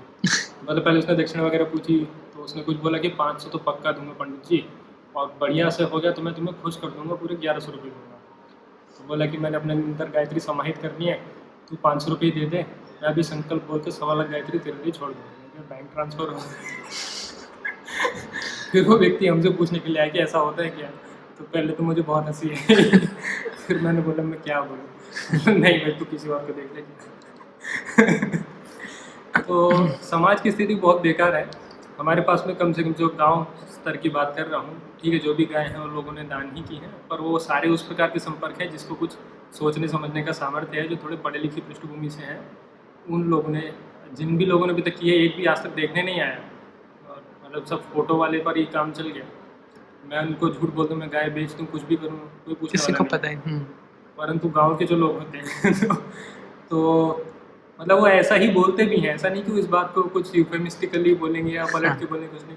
जी ये गाय थी जी, ये दूध तो दे रही थी, 6 महीने से दूध देना बंद हो गया, तो कुछ नहीं, तो मैं सोचा कि दान ही कर दें। ये दान है भाई, कुछ तो सोच के बोल, तू दान कर रहा है, मेरा बोझ बढ़ा रहा है। तो कई बार लोग इस गली में मतलब ऐसे ही छोड़ के भाग जाएंगे, गाय यहाँ खड़ी कर दे कि ये तो रख ही लेंगे। तो 1-2 बार तो मैंने रखी दया करके, 2-4 दिन खिलाया, फिर दुख तो बहुत होता है, पर मैं भी क्या करूँ, मेरे पास भी इतना नहीं है कि बस दुखी होते रहते हैं बैठे। मेरी ट्रैवल्स में मेरे को यही दिखा है। मतलब मैं गुजरात, राजस्थान, मध्य प्रदेश ट्रैवल किया हूँ जब भी जो थोड़ी सोलो ट्रैवल्स में। मतलब गुजरात से निकलते हुए 2 साल पहले की बात है, एग्जैजरेशन नहीं है शायद, मतलब हज़ारों की संख्या में गाय होंगी, और वो मंदिर के पास ही रहती हैं, दूध नहीं देती हैं, तो सब गांव वाले बस गाय बैल सब छोड़ देते हैं। हज़ारों की संख्या में होंगे। मतलब मैं आपको बताऊंगा, अगर कोई गाय से रैंडम चल रही है, उसको उसके मालिक ने सोचा दूध नहीं दे रही, छोड़ दो, और किसी प्रकार वो गर्भवती हो गई, तो गांव के लोग उसे बांध लेते हैं और फिर बेच देते हैं। ये गाय ऐसा झूठ बोल के बेचेंगे कि ये 2 साल से हमने पाली, ऐसा वैसा फला रेडम का, उसके 20 मिल जाए, 25 मिल जाए, वो तो फ्री में मिले उनको, सब बेच भी देते हैं। ऐसा भी खूब करते हैं बहुत। वो जो पिक्चर है ना कि कौन सी फिल्म आई थी, जिस देश में गंगा रहता है, गांव के लोग बहुत भोले वाले सीधे होते हैं, शहर के लोग होते हैं बहुत भोले वाले सीधे, काम से काम रखने वाले। ये गांव के लोग बहुत अलग लेवल पर काम करते हैं। ये आपका एक्सपीरियंस ये यूपी का है या बाकी जगह का? इन जनरल है, बस वही मतलब वो जो डिफरेंस है वो बराबर सही है, तो डिफरेंस तो बराबर जैसा ही है। सैड बस ना, सैड स्टोरी तो हो है, गई। अब क्या बोलेंगे, पर यही है जो भी है। तो बस वही है कि इन जनरल दक्षिण भारत के लोग कम हिंसा करते हैं, तो वहाँ के गांव वाले भी कम करते हैं, इन जनरल वाली बात है। पर मोटा मोटा ऐसे ही है। जब यहाँ नए नए आए थे तो भैंस के लिए, गाय के लिए भूसा वूसा रखने के लिए कोई व्यवस्था नहीं थी हमारे पास, तो हम पहले खरीद रहे थे भूसा। अभी किसी ने बोला कि मैं गाय दान करना चाहता हूँ, तो अपने पैसे तो वैसे ही नहीं थे। मैंने सोचा अभी आज ये बोल रहे हैं, कल को उनका मन बदल गया, गाय तो अपने को चाहिए, तो भूसा नहीं था, गाय रखने का अनुभव भी नहीं था। गौशाला बहुत देखी है, पर किसी को पालना दूसरी बात होती है, 24 घंटे उसको दायित्व लेना। तो हमने सोचा चलो भाई देखा जाएगा, ये भी गाय तो लेकर आते हैं। तो गाय लेकर के हमारे यहाँ उसके लिए चारा कहाँ से आएगा, तो हमने पड़ोस में किसी को बोला, तो आप विश्वास नहीं करोगे, तो एक कट्टा भर के सारा चारा काट करके उनको देते थे। दिन में हमें सवेरे एक कट्टा लगता था, शाम को एक कट्टा लगता था। और वो कट्टा जो है अगर गांव में कोई और खरीदेगा, मतलब ये हमें और 15-20 दिन में पता चला, और क्लैरिटी होती गई, जैसे जैसे लोगों से औरों से बात होती गई। वो कट्टा गांव में कोई लेता तो वो 15 से 20 रुपये का लेता था, और हमने वो 80 से लेकर के 100 रुपये के बीच में खरीदा, सेम कट्टा। तो इनके पास तो बहुत है। आप ये सारा पहले जब बात हुई थी और उसके बाद भी मतलब काफ़ी इस बात की भी पब्लिसिटी हुई थी कि कोई एक स्पेसिफिक वेद शाखा है जिसके सिर्फ शायद 3 बताया आपने, 2 लोग रह गए थे उसको जानने वाले। इसको थोड़ा सा एक्सप्लेन करो, वेद शाखा मतलब क्या हुआ? इस प्रकार विचार है ये कि जैसे पतंजलि महाभाष्य में इस प्रकार का वाक्य है, एकविंशतितः हम शाखा की बात करें तो यह तो असौ अर्थः स अनित्यः या तो वर्णानुपूर्वी सा अनित्य। तो जो क्या बोलेंगे विचार है, जो अल्टीमेटली जो भी कुछ है, मतलब जो अपना पारंपरिक विचार है, थॉट है, वो इस प्रकार है कि जो भी कुछ है वो सब एक बहुत डीप लेवल पर काम करता है। सबकॉन्शियस से भी गहरा कुछ होता है। सबकॉन्शियस तक तो चलो आप सभी लोग मानते हैं कि सबकॉन्शियस कुछ होता है, उससे भी गहरा कुछ होता है, ऐसा मानते हैं। उससे सारी चीज़ें क्या बोलेंगे, अंग्रेजी में बोले तो एमिनेट होती हैं, वहाँ से करते करते और ज़्यादा स्थूल स्तर पर, यानी कि मोटे स्तर पर आती जाती हैं। तो जैसे भर्तृहरि जो विक्रमादित्य के पहले राजा थे, उनकी बहुत रोमांचक और रोचक कहानी है, तो ठीक है, उसको कभी और बात करेंगे। तो उन्होंने भी इस बारे में काफ़ी अच्छे से अपने विचार रखे। तो मोटा जो विचार है वो ये है कि परा पश्यन्ति मध्यमा वैखरी, 4 स्तर पर विचार जो है या मंत्र जो है काम करता है। वैखरी माने कि जैसे मैं आपसे बोल रहा हूँ, और ये जो शब्द है और उनका जो अर्थ से संबंध है वो एक पर्टिकुलर कॉम्बिनेशन आपकी बुद्धि में है पहले से। आपने अपने माता पिता से लिया या किसी सिखाने वाले से लिया होगा, कहीं से आपके पास वो आया कि हम ऐसा कहेंगे तो उससे ऐसा अर्थ लेना, और उस अर्थ से एक विशेष अनुभव होता है। करेक्ट। यदि मैंने मीठा बोला तो मीठा से आप उसका अर्थ समझ के कि मीठा माने ये चीज़ मीठी होती है, और उससे संबंध में आपकी बुद्धि में कुछ अनुभव है, वो या तो आपको आनंद देगा या आपको कष्ट देगा, कुछ तो वो आपको महसूस कराएगा। तो इस प्रकार से अब वो जिस लेवल पर आप महसूस कर रहे हैं वो सबसे गहरा है एक प्रकार से। तो उस लेवल तक पहुंचने के लिए पर एक मोटे स्तर का प्रयोग करना पड़ा, वो शब्द का आवाज़ निकालने का स्तर था। तो वैखरी वो स्तर है जिसमें मैं आवाज़ निकाल रहा हूँ, एक फिजिकल स्तर है वो पूरी तरह से। तो उससे थोड़ा सा सूक्ष्म होता है मध्यमा, जो अपने मन में या बुद्धि में कुछ कुछ सोचते हैं। ऐसा तो बस नाटकों में, फिल्मों में या कॉमिक्स में होता है कि एकदम वर्ड बाय वर्ड कोई व्यक्ति सोच रहा है, और जब हम सोच रहे होते तो ऐसा एकदम डायलॉग वाइज बोलते बोलते वैसा नहीं सोचते। तो उससे भी ज़्यादा सूक्ष्म होता है पश्यन्ति, यानी कि जो समाधि वगैरह ये सब ध्यान वगैरह करते हैं उसमें वो और ज़्यादा डीप होता है। और परा यानी कि जो सबसे अल्टीमेट है, जो उस स्तर पर पहुंच जाता है उसे परमात्मा की प्राप्ति होती है वगैरह वगैरह, इस प्रकार के विचार है। तो सब कुछ जो है उसका स्रोत जो है वो उसी परा वाले स्तर से ही है। तो वेद भी जो है, हमने बोला कि वेद क्या है, तो अधिकतर लोगों की बुद्धि में कुछ मंत्र आएंगे, उनका उच्चारण आएगा, क्योंकि वो स्थूल स्तर से परिचित है। वो स्तर इतना स्थूल है कि उससे हर कोई परिचित हो सकता है। आप वेद मंत्र किसी को भी सुना सकते हैं, पर सुनाने से वो उस लेवल पर वो नहीं पहुंच सकते। और ये केवल वेद मंत्र इसका उदाहरण नहीं है। कोई व्यक्ति होता है, जैसे कोई कवि है, तो वो कोई पंक्ति कहेगा, किसी को बहुत महसूस होगी, बहुत अनुभव होगी, या तो अपने अनुभव के कारण होगी, या उसमें इतना मानसिक सामर्थ्य होगा कि वो उस सिचुएशन को समझ पाएगा, उसको फील कर पाएगा। करेक्ट। और कोई इतनी मोटी बुद्धि का होगा कि उसको कितनी भी गहरी बात आप कह दीजिए, कोई ऐसा होगा कि बहुत सौम्य से गाने पर भी रो जाएगा, क्योंकि वो उतना अनुभव कर सकता है, उतना गहरा मन है उसका। तो वो अपना अपना किस व्यक्ति का क्या स्तर है वो वाली बात भी होती है। तो वेद मंत्र की भी वही बात हुई, किसी को शोर भी लग सकता है, किसी को ऐसा लग सकता है कि कुछ भी बज रहा है, किसी की नींद खराब होगी, किसी को बहुत मधुर भी लग सकता है, और कोई उससे परा के स्तर तक भी साधना करके बहुत लंबे समय बाद जा सकता है। परंतु जो परा से वैखरी तक की यात्रा है ये बहुत महत्वपूर्ण है, और ये यात्रा जो लोग करते हैं तो उनको ऋषि कहते हैं, क्योंकि वैखरी जो माध्यम है वो पहली सीढ़ी है उन लोगों के लिए जो अभी ऋषि नहीं है, जो ऋषित्व को प्राप्त नहीं हो, या जिनको वो सूक्ष्म ज्ञान नहीं मिला है, या वो लेना भी नहीं चाहते हैं, जैसे भी समझिए। तो उनके लिए जो सबसे पहली सीढ़ी भी ना हो तो भी कम से कम, मतलब ठीक है, हम राष्ट्रपति भवन देखने गए तो हमने ये तो कभी नहीं सोचा कि हम उसको कभी खरीद के उसमें रहेंगे, पर देख के अच्छा तो लगता है। जीवन में कभी वहाँ पे चौकीदार भी अंदर नहीं घुसने देगा, भगा देगा वहाँ से। तो फिर भी सब लोग देखने जाते हैं, ये बहुत बढ़िया क्या बहुत बढ़िया संबंध थोड़ी है। तो कहने का आशय हुआ कि कोई बढ़िया चीज़ होती है तो उसे देख के बढ़िया लगता है, इतनी सी बात है बस। वो अपने काम आएगी नहीं आएगी वो दूसरी बात है। तो उतना भी परिचय रहे तो एक संवेदना बनी रहती है लोगों में, ठीक है। भविष्य की संभावना के लिए स्थान बना रहता है। आप नहीं बने तो आपका बेटा या उसका बेटा कभी कोई तो बनेगा, हाँ जी। या उस स्तर तक तो पहुँचेगा, अभी से बेहतर तो होगा। तो उस स्तर से परिचय कराना ये काम ऋषियों का होता है, इसलिए कहते हैं ऋषियों मंत्र दृष्टा। उन्होंने मंत्र को देखा और देख करके फिर उस मंत्र को लोगों तक बताया कि ये ऐसा होता है। तो बताने के लिए, क्योंकि अब यहाँ पर एक ह्यूमन एलिमेंट आ गया, वो जो अल्टीमेट एक्सपीरियंस है वो तो ऐसा मानते हैं, हमने तो किया नहीं कि वो यूनिफॉर्म होता है, परंतु ये एक ह्यूमन एलिमेंट आ गया, ऋषि नाम से कोई मनुष्य जिसने उस अल्टीमेट एक्सपीरियंस को कुछ शब्द दिए। अब ये जो ह्यूमन एलिमेंट है, क्योंकि जैसा मनुष्यों के साथ होता ही है, तो यंत्र होने के बाद भी यदि आप किसी मनुष्य को बोलो कि आप इसमें कुछ करो, एग्जैक्टली सेम कभी हो ही नहीं सकता। तो वैसे ही शाखा भेद है कि एग्जैक्टली सेम कभी हो ही नहीं सकता। वही बात एक ऋषि ने दूसरे प्रकार से कही होगी, दूसरे ऋषि ने दूसरे प्रकार से कही होगी, उसमें से कुछ प्रकार अधिक प्रसिद्ध हो गए, या उस प्रकार के अनुसार चलने वाले बहुत लोग हो गए, तो वो एक शाखा बन गया, ऐसा समझ लीजिए। ये इसमें डिफरेंस उच्चारण का रहेगा? उच्चारण का भी होता है, जैसे मैंने वो क्योंकि मंत्र तो चेंज नहीं होते ना, मंत्र भी चेंज होते हैं। तो जैसे मैंने बोला पहले कि यह तो असौ अर्थः सह नित्य है, जो उनका मीनिंग है वो नित्य है, इटर्नल है, वो सेम है।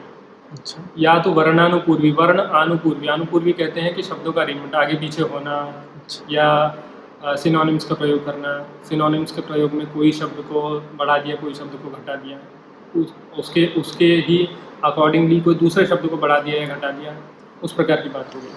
तो मंत्र में भी भेद होता है, मोटे तौर पर नहीं होता, कहीं डिफरेंस आता है, पर आकाश पाताल का नहीं आता। ऐसा नहीं है कि, और कॉन्ट्राडिक्शन तो कभी नहीं होता। ठीक है। जो इस शाखा में है वो ही मतलब बिल्कुल वही होगा दूसरी शाखा में भी। ऐसा तो हो ही नहीं सकता कि इसमें कुछ और कह रहे हैं दूसरी में कुछ और कह रहे हैं, ऐसा कभी नहीं होता। मतलब ऐसा वेद में परस्पर विरुद्ध बात नहीं है, इस प्रकार की बात है। तो इस प्रकार से शाखाएं बन गई। आप बहुत ज़्यादा टेक्निकल बात करें तो चारों वेदों की एक एक शाखा भी बची रहेगी, वो भी बहुत है। पर उस सिचुएशन में क्यों आना? 1131 शाखाएं थी वेदों की पहले, ये भी पतंजलि महाभाष्य का ही वाक्य है। 1131 में से 10 या 11 भी बची हैं। अच्छा। 1121 तो निबट गई। सिर्फ ऋग्वेद की चारों वेदों की मिला के। अच्छा।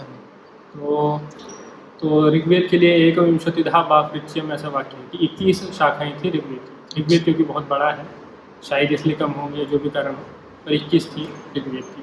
तो 21 में से अभी 2 ही हैं, 3 की बुक मिलती है और प्रैक्टिसिंग ट्रेडिशन में 2 हैं।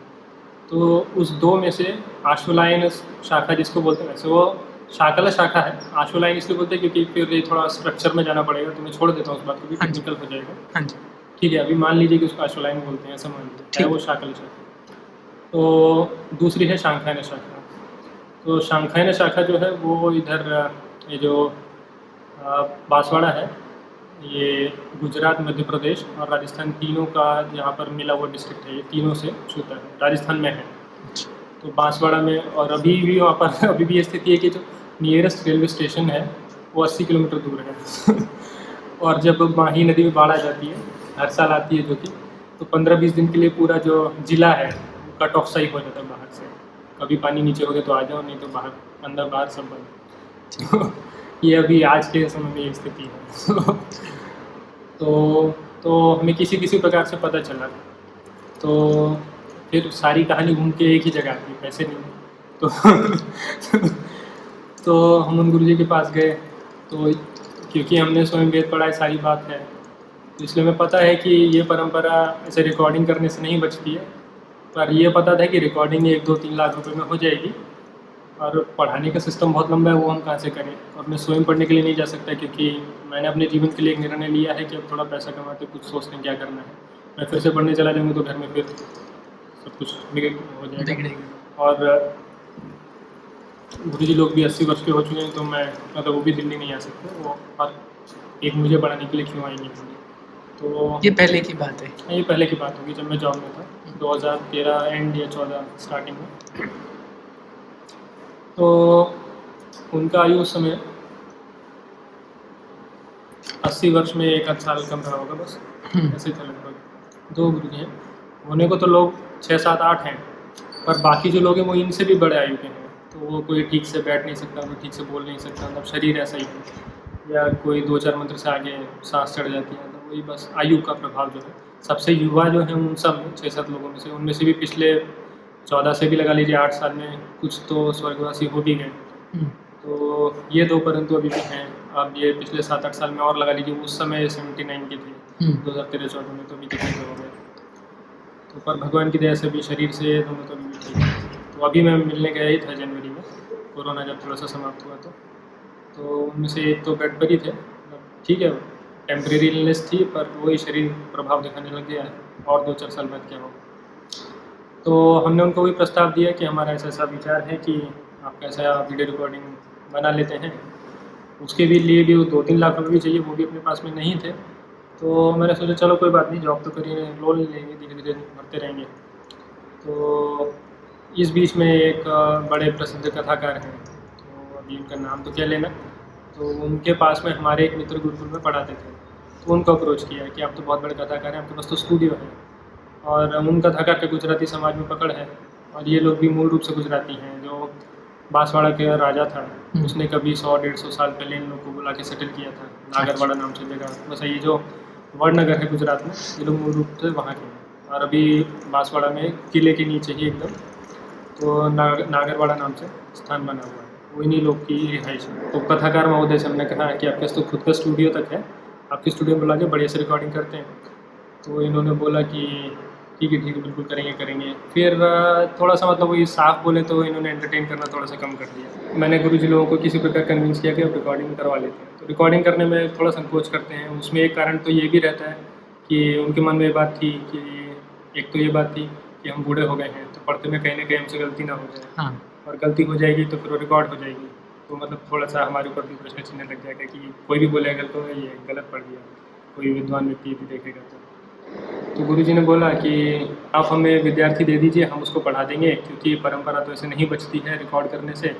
बात तो उनकी भी ठीक थी, पर प्रैक्टिकल समस्या ये थी कि मेरे पास कहाँ इतने पैसे कि मैं विद्यार्थी को वहाँ रखूँ और उसको पैसे दूँ और वो सब करूँ। फिर मैंने सोचा कि 2-3 लाख रुपए का अरेंजमेंट करने का तो सोच ही रहे थे कि इधर से उधार ले लेंगे, लोन ले लेंगे, कुछ करेंगे। अगर किसी एक व्यक्ति को ढूंढ करके उसको 15-20 हज़ार रुपये एक महीने के दें और उसको पहले तो वहाँ पर रह करके पढ़, तो शायद कोई मान ही जाएगा। 15-20 हज़ार रुपये इतने कम नहीं होते। तो ये सोच करके सोचा कि चलो ठीक है, ऐसा कर लेते हैं। तो फिर एक मित्र, वही जो मैं बता रहा था, जो महाशय की पाठशाला में जो कथावाचक थे, उनकी पाठशाला में पढ़ाते थे, तो उनके ही परिचय का और एक व्यक्ति जो त्र्यंबकेश्वर से है, श्री अभिजीत दिनकर सावड़े नाम है उनका, तो उनसे हमने बात की। तो ठीक है, पैसे वाला आश्वासन हमने उनको दिया, परंतु केवल पैसे से ही काम नहीं होता। वो उस समय 24-25 साल के या इसके आसपास किसी रहे होंगे। तो फिर वही बात कि व्यक्ति अपने जीवन को एक ढंग से बिताने का सोच लेता है इस समय तक, और फिर उसी ढंग से चलना चाहता है कि मैं ऐसा करूँगा तो ऐसा होता जाएगा। 24-25 साल में फिर आप बोलो कि नहीं तो दोबारा से पढ़ाई करना शुरू करें, और पढ़ाई का उसका मन नहीं है या है, विद्वान होना दूसरी बात है, मन है नहीं है, फिर ये है कि ये वेंचर सफल हो गए नहीं हो, बहुत सारी बातें हो जाती हैं। पहले उन्होंने थोड़ा सा ऐसे ही संकोच सा दिखाया, तो उनको इस प्रकार से कैसे करके फ़ोन पे बात करके कन्विंस करके कैसे विश्वास दिलाया कि आप करो, काम ठीक रहेगा, पैसे की कोई चिंता मत करो। एक समय पर तो मैंने गिव अप सा भी कर दिया था कि यार ये नहीं करेगा, दूसरा कोई ढूंढते हैं। फिर भी वो करने को तैयार हो। तो ठीक है, मैंने पढ़ना शुरू किया। थोड़े बहुत मंत्र मैंने ऐसे आते जाते थे, मेरा थे 2 4 से 8 10 मंत्र, तो कोई बड़ी बात नहीं है। और ऋग्वेद में पहले ही पूर्ण में पढ़ भी रहा था, तो पढ़ने के तरीके में अंतर होता है। और वही बात है कि आपको एक प्रकार की चीज़ आती है तो उससे मिलती जुलती दूसरी चीज़ भी आप समझ जाते हो कैसे हो। तो अभिजीत जी को पढ़वाना आरंभ किया, और ये पढ़वाना आरंभ करने से पहले अपना थोड़ा सिंसियरिटी दिखाने के लिए, कुछ करने के लिए मैंने गुरु जी लोग से बोला कि एक पारायण रखते हैं, उसमें आपका सम्मान करेंगे और आप लोग पूरा ऋग्वेद का पारायण कीजिए, करवाने के लिए बोला। तो दक्षिणा वगैरह मैंने सोचा कि 20,000 रुपये तक दे देंगे। पारायण करने में जितनी उम्र के वो हैं तो 10 दिन लग जाते हैं, तो 10 दिन में उनके लग जाएंगे। मैं सोचा 20,000 रुपये के आसपास दे देते हैं। तो अभी उस समय मेरी सैलरी ही लगभग 20-25 ऐसी कुछ इतनी थी। तो मैंने सोचा चलो ठीक है, देखा जाएंगे इस महीने का कैसे खर्च हुआ।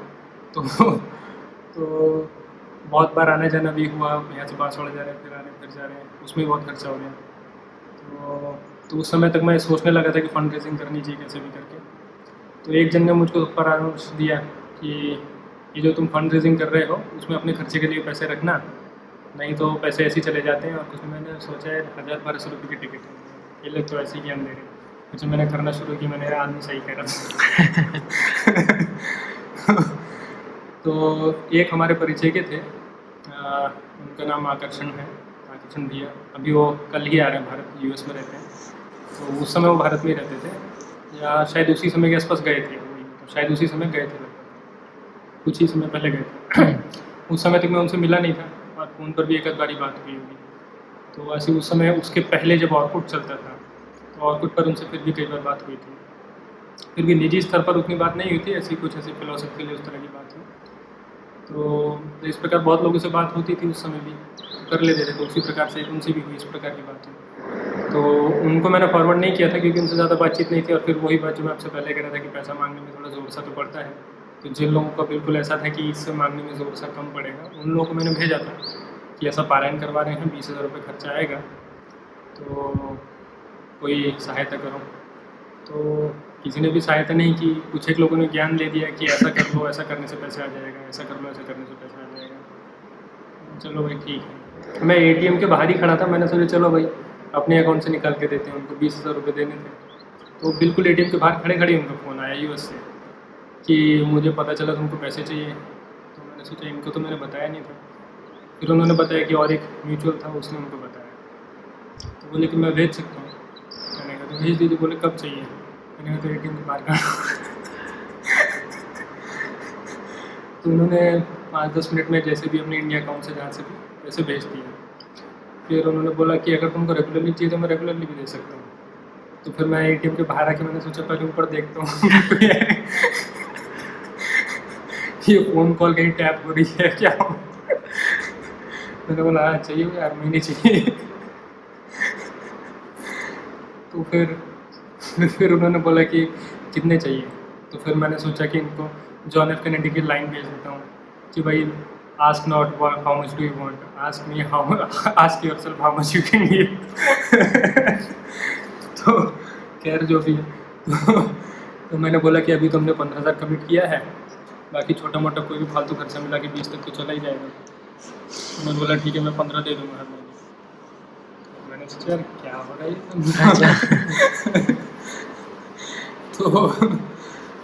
तो ठीक है, हम खुशी खुशी वापस घर आ गए। फिर वो क्रम भी चलता रहा। मतलब मुझे लगा कि शायद मुझे बीच में उनको कुछ मोटिवेट करना पड़ेगा, कुछ कहना पड़ेगा, कुछ भी ऐसा नहीं करना पड़ा। वो अपने आप से ही आता रहे। मैंने सोचा यार ये बड़े बढ़िया आदमी है। मतलब मेरे मन में ऐसा पूछने कि यार तुम इतना बढ़िया आदमी हो। तुमने मुझे कभी देखा नहीं, फ़ोन पर भी एक आध बारी बात हुई है, ठीक। तो मैंने ऐसा कुछ बड़ा काम तो किया नहीं कि तुम मुझे जानते हो। चलो ठीक है, अच्छी बात है। तो इस प्रकार से वहाँ से ये क्रम आरंभ हुआ। तो फिर उससे भी थोड़ा सा आत्मविश्वास सा बना कि शायद कुछ पैसे मिल जाएंगे कहीं से अगर हाथ पैर फैलाएंगे तो फिर पहले शिविर वगैरह करना आरंभ किया। फिर बांसवाड़ा से ही, क्योंकि गुरु जी लोगों के पास में बहुत सारी पांडुलिपियाँ थीं, तो अभी भी हैं कई सारी। अभी भी अधिकतर हमने जितना काम किया है बांसवाड़ा में पांडुलिपियों के संदर्भ में वो 10% होगा मुश्किल से। तो 10% करने के लिए बहुत पापड़ बेलने पड़े। तो अब जैसे फालतू की समस्या बहुत आ जाती है। जैसे बांसवाड़ा में केवल और केवल एक ही होटल था जिसमें जनरेटर है, तो बाकी होटल में सरकारी बिजली आएगी तब काम करेगा, नहीं तो नहीं करेगा। और अधिकतर होटल उस लेवल के हैं कि अगर कोई व्यक्ति साफ सुथरी जगह रहा है कभी भी तो नहीं रह पाएगा उन होटलों में। तो बहुत ढूंढने पर ही एक होटल मिला और वो अपनी मोनोपोली का बढ़िया लाभ ले रहा है कि भाई मैं जितने ग्राहकों को संभाल सकता हूँ उतने ग्राहक तो आ जाते हैं। 2000 रुपये पर डे के हिसाब से वो लेता है। और पांडुलिपि को डिजिटाइज करना है तो इतने दिन में कितना खर्चा होगा, होटल का ही खर्चा इतना हो जाएगा। तो करते करते किसी प्रकार जुगाड़ लगाया। फिर एक जगह कोई आश्रम था वहाँ पास में, तो सोचा उन लोगों से बोलते हैं कि रहने के लिए जगह दे दें। उन्होंने बड़ी खुशी से स्वागत किया। मैं और मेरी पत्नी पहुँचे वहाँ पर। गुरु जी बड़े उत्साह में लेकर गए, अरे हमारे कहने से दे देगा, सब कुछ होगा। हम वहाँ पर गए तो जाते उन्होंने हमारे लिए कमरा खोला और कमरा ऐसा लगा देख कर कि कम से कम 20 साल से तो उसमें झाड़ू नहीं लगी। वो उनका स्टोर रूम था। बोले कि सामान सब निकल जाएगा। बोले कब निकलेगा? तो बोले कि अभी, मैं बोलता हूँ लड़के को अभी तो शाम हो गई है, कल आएगा। तो फिर आज रात को कहाँ जाए? तो फिर मैंने और मेरी पत्नी ने सामान बाहर निकाला। वो 20 साल से झाड़ू नहीं लगी थी। वो चूहों ने सब जगह साफ, शुद्ध भाषा में बोले तो हग रखा था, सब गंदा जो भी था साफ़ सुथरा करके सब सामान निकाल के फिर उसको सोने के लिए जो उन्होंने बिस्तर दिया, नहीं सो सकते थे उस पर, कुर्सी पे बैठे बैठे पूरी रात निकाली। सवेरे पहले जाके बिस्तर खरीद के लाए।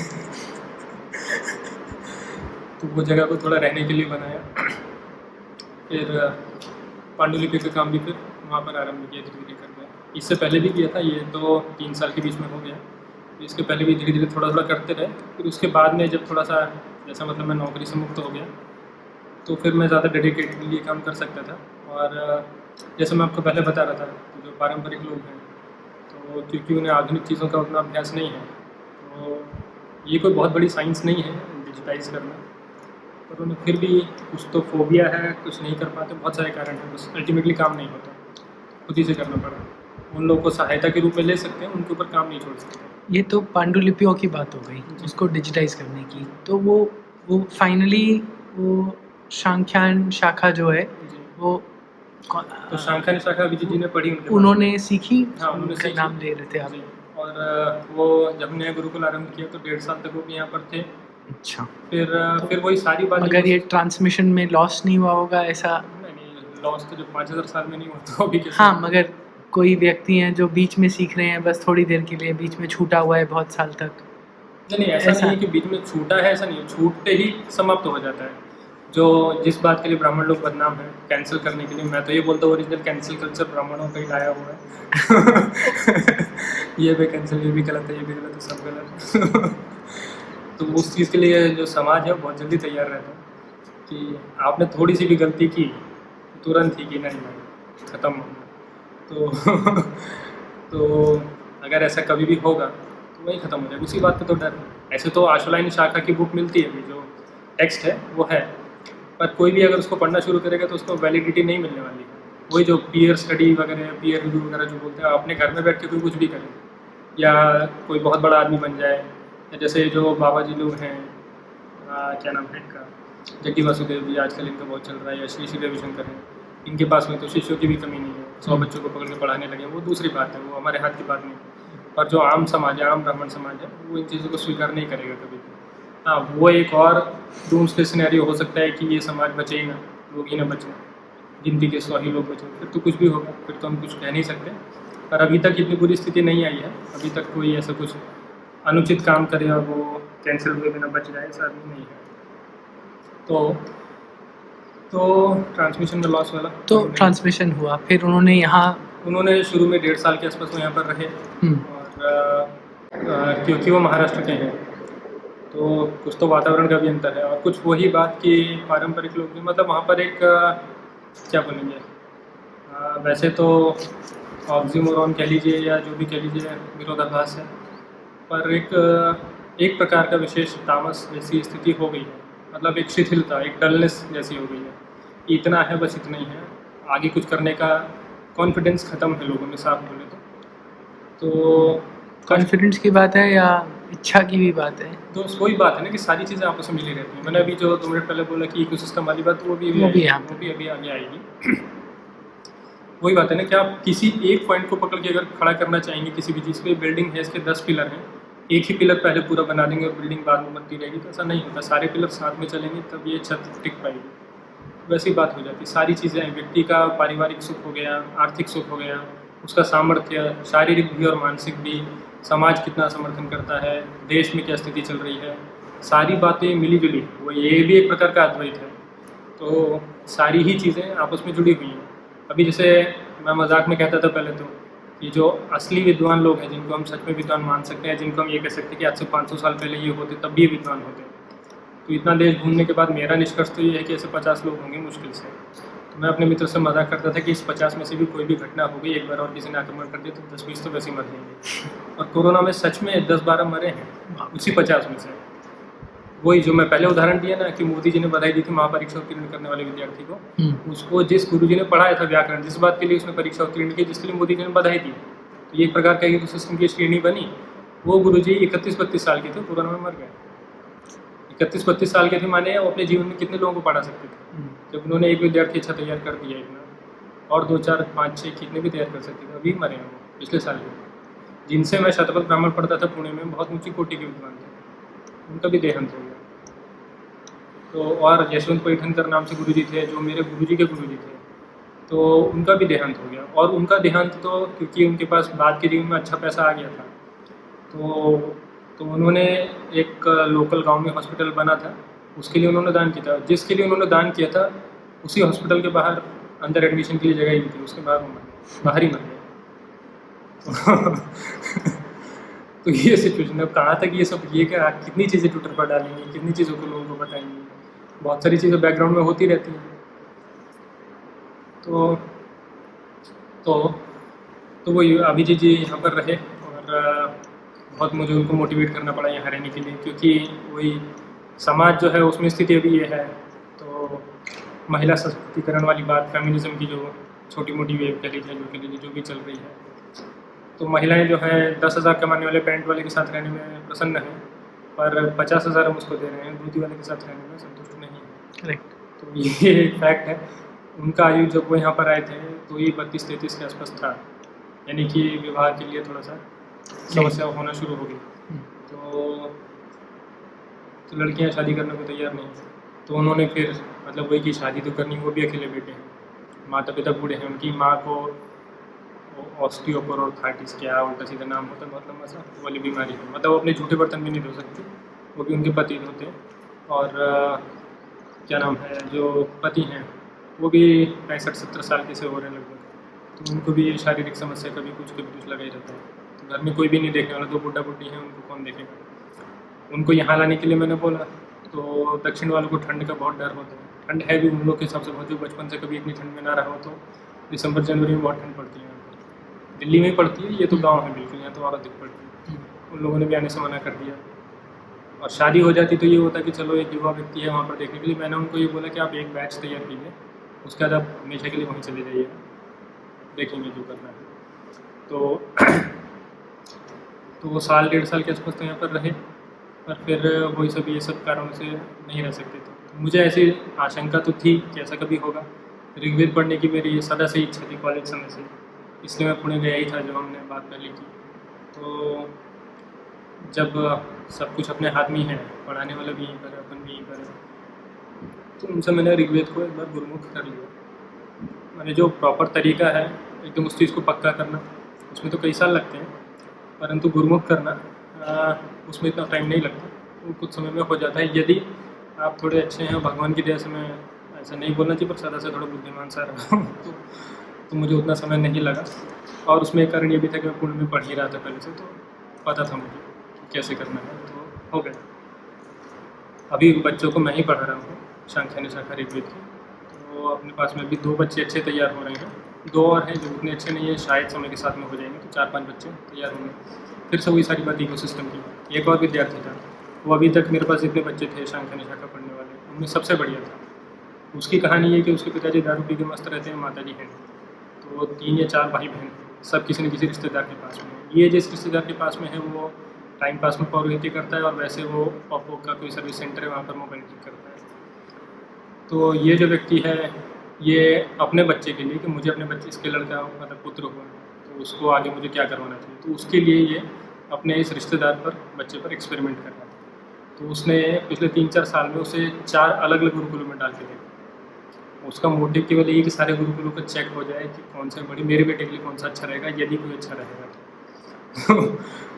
तो तो हमने उसको 1.25 साल में इतना कुछ पढ़ाया, इतना कुछ सिखाया। मैं सबको बता ही रहा था, बच्चे यहाँ पर आते हैं तो उन्हें हिंदी भी पढ़नी नहीं आती होती। गांव के स्कूल कैसे होते हैं, भी कोई जाता है कोई नहीं जाता है, गया भी तो कोई बहुत फ़ायदा नहीं। तो वहाँ से शुरू करना पड़ता है। हम बात कर रहे हैं वेद मंत्र सिखाने की, हम शुरू कर रहे हैं 10 साल के बच्चे को हिंदी पढ़ाने से लेकर के। तो मुझे भी कई बार मतलब वैसा एक वास्तविक बात है, तो इस प्रकार के विचार तो आता ही है कि ये पढ़ाने से तो सही बोले तो मेरा तो टाइम वेस्ट ही है। बिल्कुल सही। परंतु पढ़ाना पड़ता है, अभी क्या करेंगे, कौन पढ़ाएगा, हम नहीं पढ़ाएंगे। वहाँ से शुरू करना पड़ता है। 10 साल का बच्चा भी जो है वो वैसे मेंटल एज उसकी 3-4 साल ही रहती है पढ़ाई में। वहाँ से शुरू करते हैं, उसमें फिर उसे 6 महीने 8 महीने कभी कभी 10 महीने भी लग जाते हैं। फिर उसके बाद वेद चालू हो पाता है। तो और उठने में फिर कई बार ऐसा होता है कि इतना परिश्रम किया, फिर वो बच्चा चरित्र से ठीक नहीं है या उसके घर वाले ठीक नहीं हैं, तो वापस करना पड़ता है। तो जो उस पर फाइनेंशियली इन्वेस्टमेंट भी हुआ वो भी बेकार गया।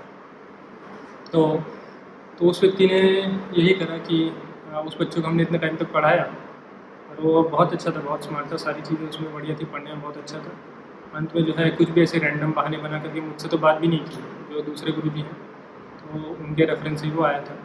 उनसे ही बात करके कुछ भी ऐसा फालतू टाइम पास बहाना बोल के कि तुमने तो कहा था इंग्लिश भी पढ़ाएंगे और इसको तो 1.5 साल होने को आया। मैंने अपने भाई को बुलाया, उसने BA किया हुआ है, उसने अपनी बुक दी इंग्लिश की, ये तो उसका ट्रांसलेशन नहीं कर पाया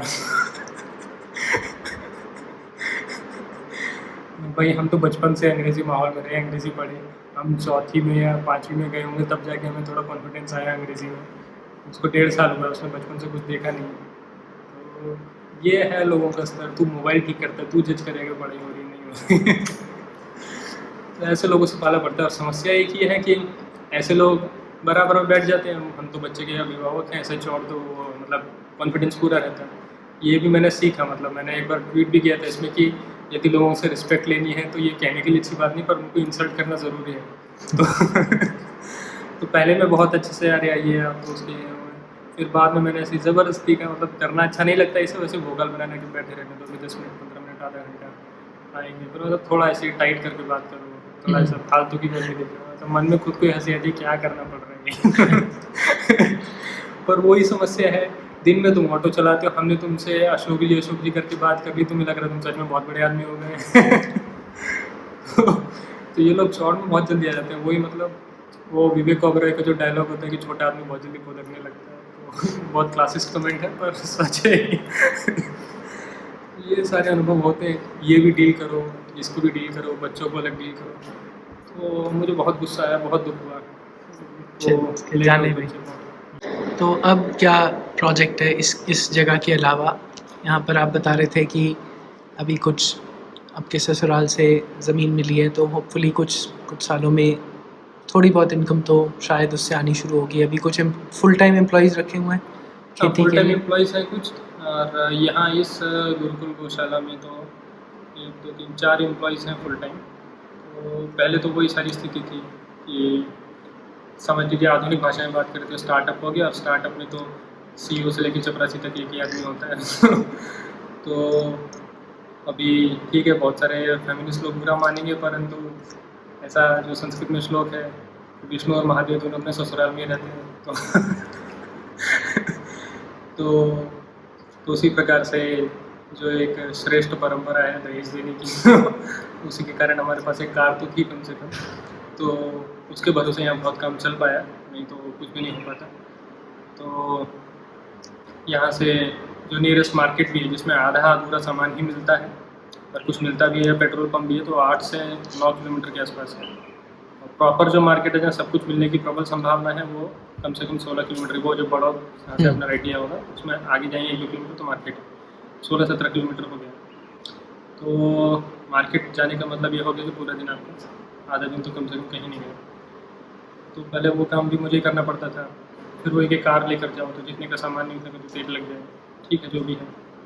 एम्प्लॉयज़ की आवश्यकता तो आरंभ से ही थी, परंतु उतना बजट ही नहीं था।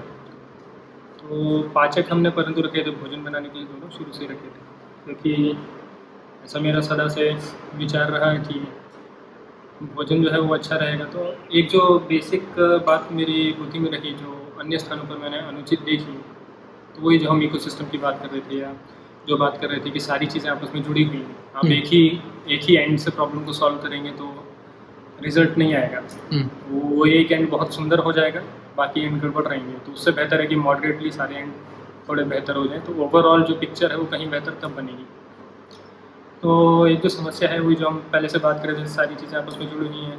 अभी कोई अभाव से आते हैं, गुरुकुल भाव से तो आते हैं लोग, तो एक जो थॉट है गरीबी वाला, वो अंदर बैठ जाता है मनुष्य को। बच्चे को इतनी तो समझ होती है 10-12 साल के बच्चे को कि मैं यहाँ क्यों आया हूँ, तो उसे भी आइडिया होता है कि मेरा बाप जो है इतना पैसा नहीं कमाता, इसलिए दूर भेज दिया। वो वाली फिलॉसफी या वो बुद्धि तो नहीं है कि बेटा तुम वेद पढ़ने जा रहे हो, कुछ पढ़ के आना ही करना, ऐसा कुछ नहीं होता। सबको एकदम बहुत ऑब्वियस होता है। और जहाँ थोड़ा स्ट्रगल करना पड़ता है, जहाँ छोटी छोटी चीज़ों के लिए स्ट्रगल होता है, वहाँ पर बच्चे बहुत जल्दी बड़े हो जाते हैं। हम लोग के घरों में बच्चों को बहुत पैम्पर करते हैं, 15-20 साल के हो जाएंगे तो भी उनको मतलब उनको संसार का उतना कुछ पता नहीं होता। ये बच्चे जिस पृष्ठभूमि से आते हैं 10 साल में जानते होते हैं, 10 साल 12 साल की उम्र में भी, कि ये संसार कैसे चलता है। तो उनके मन में ये भावना बैठ जाएगी कि हम गरीब थे इसलिए माता पिता ने यहाँ भेज दिया, और यहाँ पर आकर के भी उन्हें यदि गरीबी वाला माहौल मिलेगा तो वो चीज़ फिर जीवन भर निकल नहीं पाती।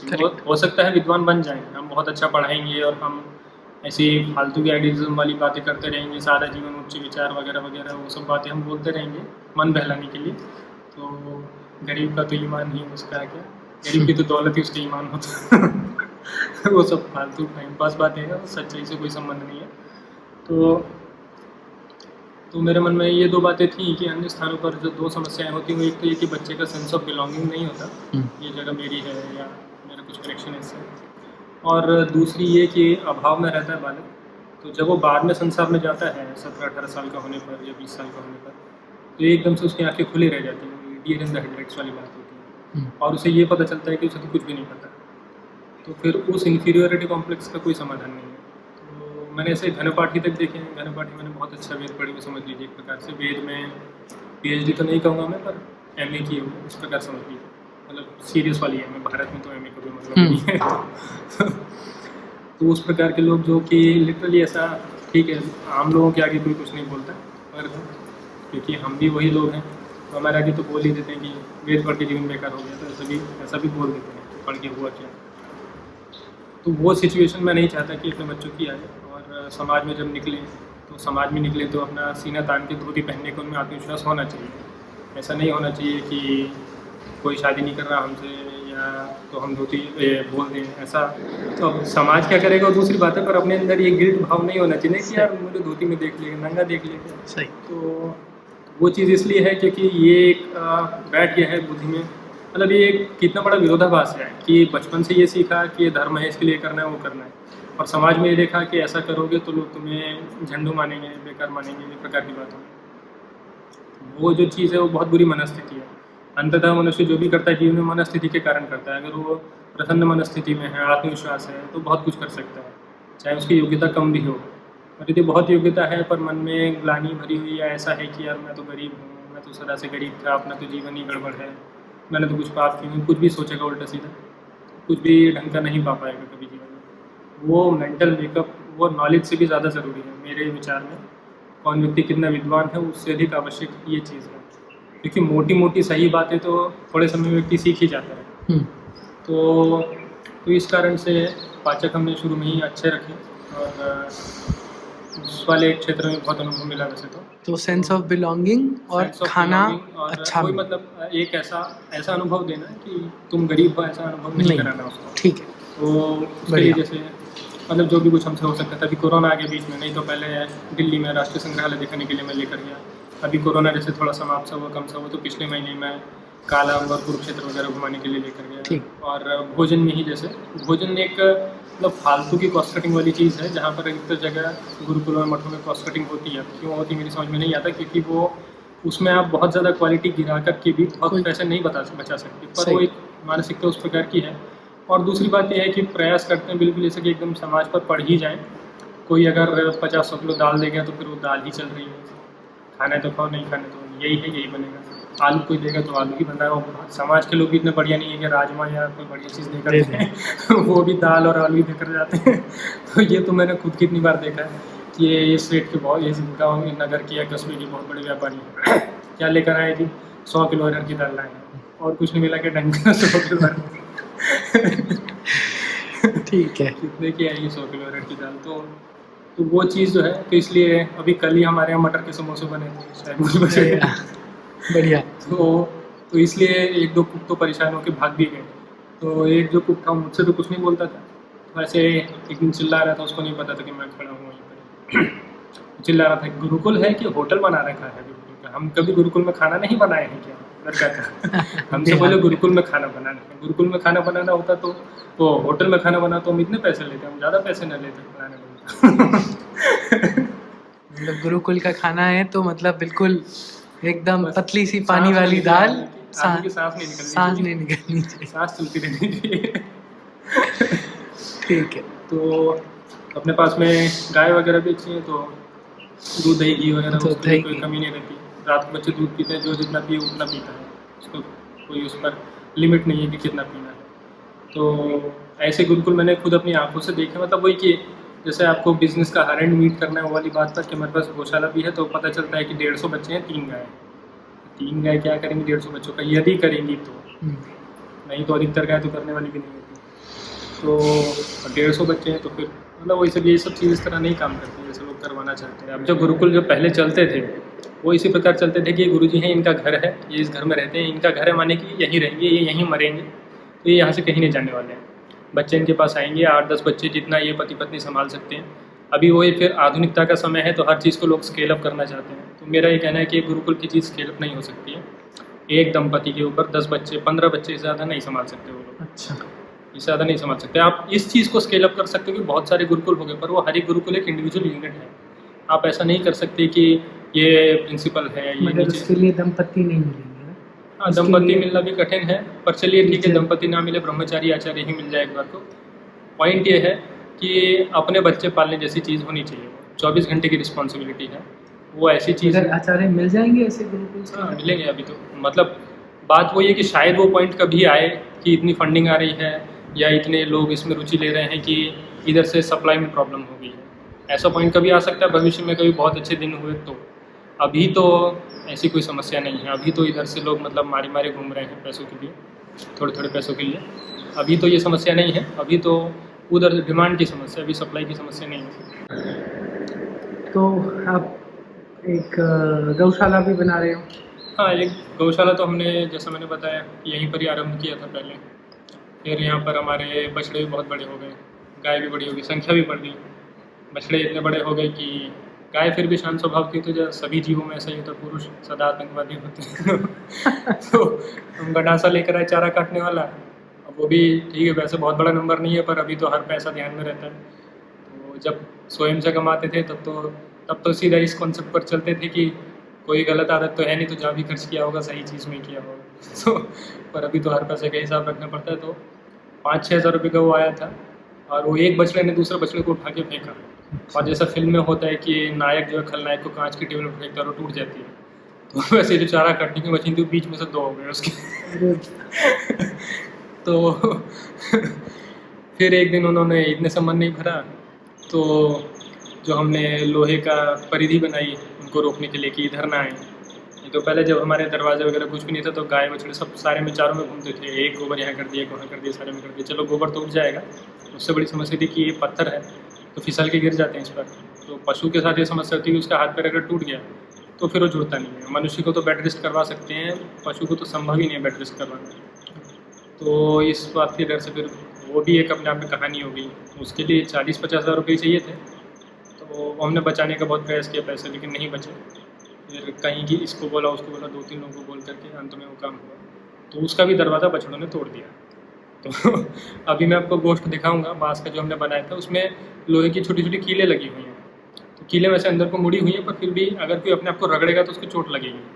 और वो बछड़ों में कहाँ से इतनी गर्मी आती है, उन्होंने पूरा दरवाज़ा भाड़ करके पूरा फोड़ दिया, अंदर बाहर सब एक समान।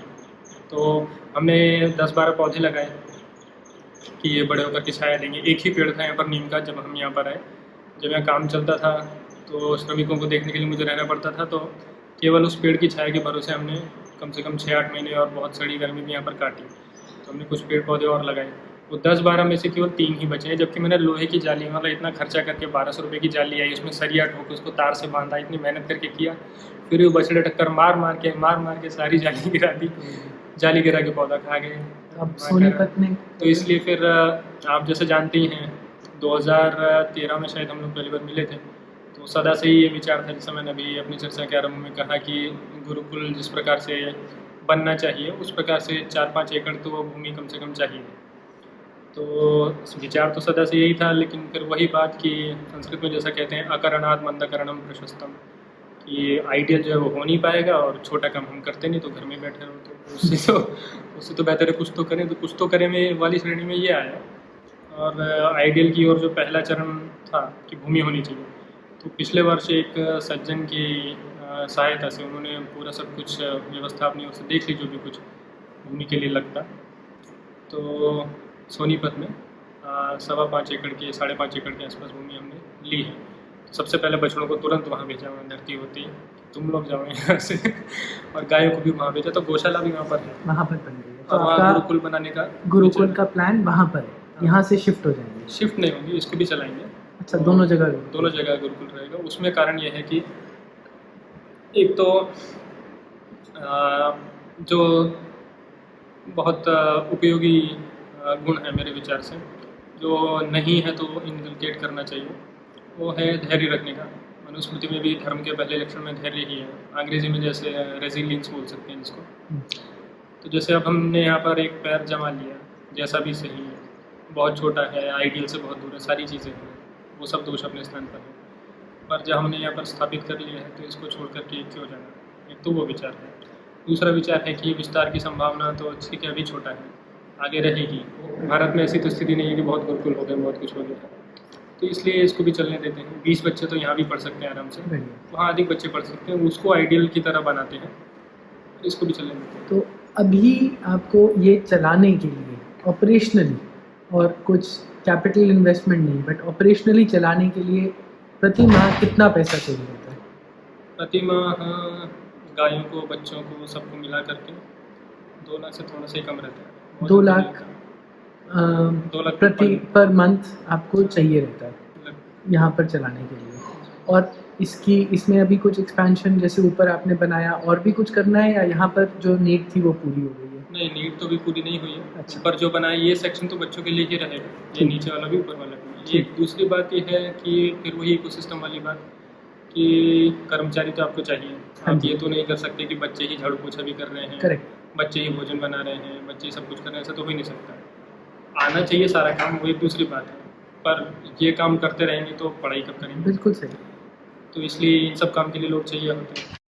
तो एक मेरा जो सादा से विचार है, और ये सब काम करने के लिए जो जिस श्रेणी से लोग आते हैं वो अधिकतर दूसरे मेंटल मेकअप के होते हैं। तो अब जैसे हम बच्चों को जो भी आधुनिक चीज़ों से एक्सपोजर है, फिल्मों से, टीवी से, मोबाइल से, वो अपने कंट्रोल में देते ज़रूर है। बच्चों को पता रहता है कुंग फू पांडा से लेकर के जेसन वन तक मैंने बच्चों को दिखाई है पर अपने हिसाब से दिखाई है। या कई चीज़ें ऐसी होती हैं जिनका इंटरप्रिटेशन एक बच्चों को देना पड़ता है, तो वो अपनी स्वतंत्र बुद्धि से करेंगे तो पता नहीं क्या सोचेंगे। ठीक। तो इसलिए बच्चों के साथ मैं देख के भयंकर बोर हो चुका हूँ। कुंग फू पांडा मुझे सीन का सीन याद है कुंग फू पांडा देख चुके हैं, चलिए अच्छा है। तो जब तक वो तैयार होंगे 15 साल, 17-18 साल तक, तब शायद वो इतने इंडिपेंडेंट हो जाएं कि वो अपने आप, एक उनको मैं सोचने का तरीका, एक पैराडाइम उनको दे सकता हूँ कि फिर वो उसके हिसाब से चीज़ें तो नई तो अनगिनत आती रहेंगी। ऐसा तो हो नहीं सकता कि वो 25, 30, 40 साल के हर समय पर मैं उनको बता रहा हूँ क्या सोचना है। सही। पर शुरू में तो मुझे ही बताना है। जब एक बार एक पैटर्न सेट हो गया, आगे उस पैटर्न के अनुसार एक प्रकार से एक थ्योरम, एक फार्मूला बन गया, वो वैल्यूज़ पुट करने की बात है उसके बाद। ठीक। तो वो चीज़ तक तो मुझे करना पड़ेगा। तो कर्मचारियों के संपर्क में जितना कम आए उतना ही अच्छा है। तो सबकी अपनी अपनी पृष्ठभूमि है, कोई किसी से, तो इसलिए ये सेक्शन प्योरली बच्चों के लिए रहना चाहिए। यहाँ पर कर्मचारी जो सफाई वाले वो तो आएगा और किसी का प्रवेश नहीं होना चाहिए। तो कर्मचारियों की दृष्टि से, और गाय का जैसे भूसा बनाना रखना है, भूसा रखने के लिए हमारे पास जगह नहीं है कोई। रसोई है, जैसे रसोई अभी दूसरे सेक्शन में थी, अभी तो हमने टेम्परेरी ऊपर बना दी है, और वो सेक्शन बच्चों के लिए रिक्रिएशनल रूम है। वैसे तो अभी हम उसको उस रूप में प्रयोग नहीं कर रहे हैं क्योंकि रसोई ज़्यादा ज़रूरी है, बाद में खेल लेंगे। जब बन जाएगा तो रसोई बनानी है, भूसे रखने का कमरा बनाना है, तो ये वो सब सब के लिए कैपिटल इन्वेस्टमेंट कितनी चाहिए इसी को एक्सपैंड करने के लिए? 15 के आसपास तो 15 चाहिएगा लाख कम से कम, करीब, 15 से ठीक। 20 तो कम से कम और जो सोनीपत में जगह है उसका क्या विजन है, कितना बड़ा बनाना है वो? उसका विजन ये है कि क्योंकि वहाँ धरती बहुत है तो वहाँ फिर से वही जॉन एफ कैनेडी वाली लाइन आ जाएगी बीच में। हाँ, तो मगर कुछ और- अंदाजा बताए, क्योंकि एक बार बना चुकी हो, कितना देना है, नहीं मतलब कितना टोटल कैपिटल एक्सपेंस लगता है? 50 लाख, 1 करोड़, कितना लगेगा? कुछ अंदाजे से ज़्यादा लगेगा? 40 लाख तो वहाँ पर बाउंड्री वॉल के लिए चाहिए। बाउंड्री वॉल के लिए चाहिए, तो मतलब तो वहाँ 2 करोड़। टोटल वही जो मैं आपसे आइडियल की बात कर रहा था, आइडियल सिचुएशन की जो मैं बात कर रहा था कि जैसा जो भी मैंने शास्त्रादि का अध्ययन किया, बातों को समझा कैसे करना चाहिए, फिर भी जो काम हम करें वो ऐसा हो कि वो फिजिकली भी और मेंटली भी और हर तरह से, मतलब जो आपकी कोर भावना है जी, वो आपकी हर एक चीज़ में से एक्सीक्यूट करनी चाहिए। ठीक। ये नहीं, ये वाला चीज़ नहीं है लॉजिकल। और मैंने जितना अध्ययन किया है तो पुरानी चीज़ों से भी ऐसा पिक्चराइजेशन है कि पहले तो जी तरोतला शिक्षा होती थी, पेड़ के नीचे बैठ गए और पढ़ लिए, ये सब कहने की बातें सुनने बिल्कुल। में अच्छी लगती हैं। ऐसा नहीं होता है। आपको ऐसा इंस्टीट्यूशन बनाना है जो आपकी मरने के बाद भी लंबे समय तक सस्टेन करे और चले, तो आपको इंफ्रा भी उस हिसाब से चाहिए और उसकी स्टाइलिंग कैसी होगी वो एक दूसरी बात है। तो एक ऑलमोस्ट एक इंस्टीट्यूशन की तरह बनेगा 5 एकड़ में, हाँ, मतलब institution एक की जैसे आजकल कॉलेजेस रहेंगे वैसा कुछ, या कितने हाँ। बच्चे होंगे करीबन उसमें? 200 विद्यार्थी रखने का विचार है। 200 5 एकड़ में हो जाएगा? ये तो बहुत, हाँ? नहीं हो सकता है, 200 हो सकता है आराम से। तो बिना किसी खिचपिच के, बिना समस्या के 200 तक रह सकते हैं। और फिर ये भी बात है ना कि 200 एकदम से आज ही मैंने बोल दिया तो आज ही 200 नहीं, ऐसा नहीं है। ऐसा नहीं है, स्केल अप समय लगेगा, धीरे-धीरे 3, 4, 5 साल। वो 3, 4 साल भी ये अज्यूम करते हुए कि फंड की समस्या नहीं होगी। फंड की जैसे मैं बात कर रहा था, 40 लाख तो बाउंड्री वॉल के लिए चाहिए, तो स्ट्रक्चर बनाना वगैरह सब कुछ बना करके, और जो अपनी वैसे रिक्वायरमेंट है, जैसे 2 उसमें तालाब भी खुदवाने पड़ेंगे, धार्मिक कारणों से भी, और बहुत लॉजिकल भी है। वही बात कि वर्षा का जो जल होता है बिल्कुल सारा बर्बाद होता है, तो क्यों उसे बर्बाद करना है? कुछ फिर भी कुछ करके, भी मतलब करने के लिए- कुछ अगर ब्रॉडली भी सोचें तो कुछ मे बी 8-10 करोड़, 10-12 करोड़ में भी अगर इतना फंड इकट्ठा किया जाए तो उसको अच्छे से आगे बढ़ाया अच्छे जा से सकता यूटिलाइज किया जा सकता है। तो जैसे अभी मैंने जो सोचा है है, और वो शायद सिर्फ कैपिटल एक्सपेंस के लिए, फिर वो चलाने का capital- जो खर्चा है वो अलग है। वो अलग है। और कितना खर्चा होता है रफली एक बच्चे पर एक बच्चे पर 7,000 के आसपास तो हो जाता है पर मंथ? Per month. तो हो गया 84,000, मतलब करीबन लाख बना लो, एक बच्चे को 1 लाख रुपए पर खर्चा साल आएगा के लिए चाहिए। साल के लिए चाहिए। जी। तो अभी जो मैंने योजना बनाई है तो वो इस प्रकार बनाई है कि सारी बात फिर वही कि कोई ऐसा कहीं से कोई सोने का गड़ा हुआ कलश तो मिला नहीं अभी तक, तो तो वो तो ज़मीन धीरे-धीरे- मगर मिल गई है किसी ने ज़मीन आपको? अपने ही नाम पर है। आपने डोनेट, किसी ने डोनेट करी है? वो नहीं, स्पॉन्सर की है किसी ने। स्पॉन्सर की है, तो किसी ने जो स्पॉन्सर की, end आपने party थी खरीद उसको तो ली। पैसे मिले हैं। ठीक, जो तो वो previous मतलब है। बट अपने नाम पे हो गई है ताकि अपने ही वहाँ नाम पर पर है। बहुत अपने ही बढ़िया। नाम पर है। ठीक वो है, अपने ही नाम पर है। और एक काम हो गया, अब आगे का हाँ, अभी और बाउंड्री वॉल का काम तो शुरू किया है।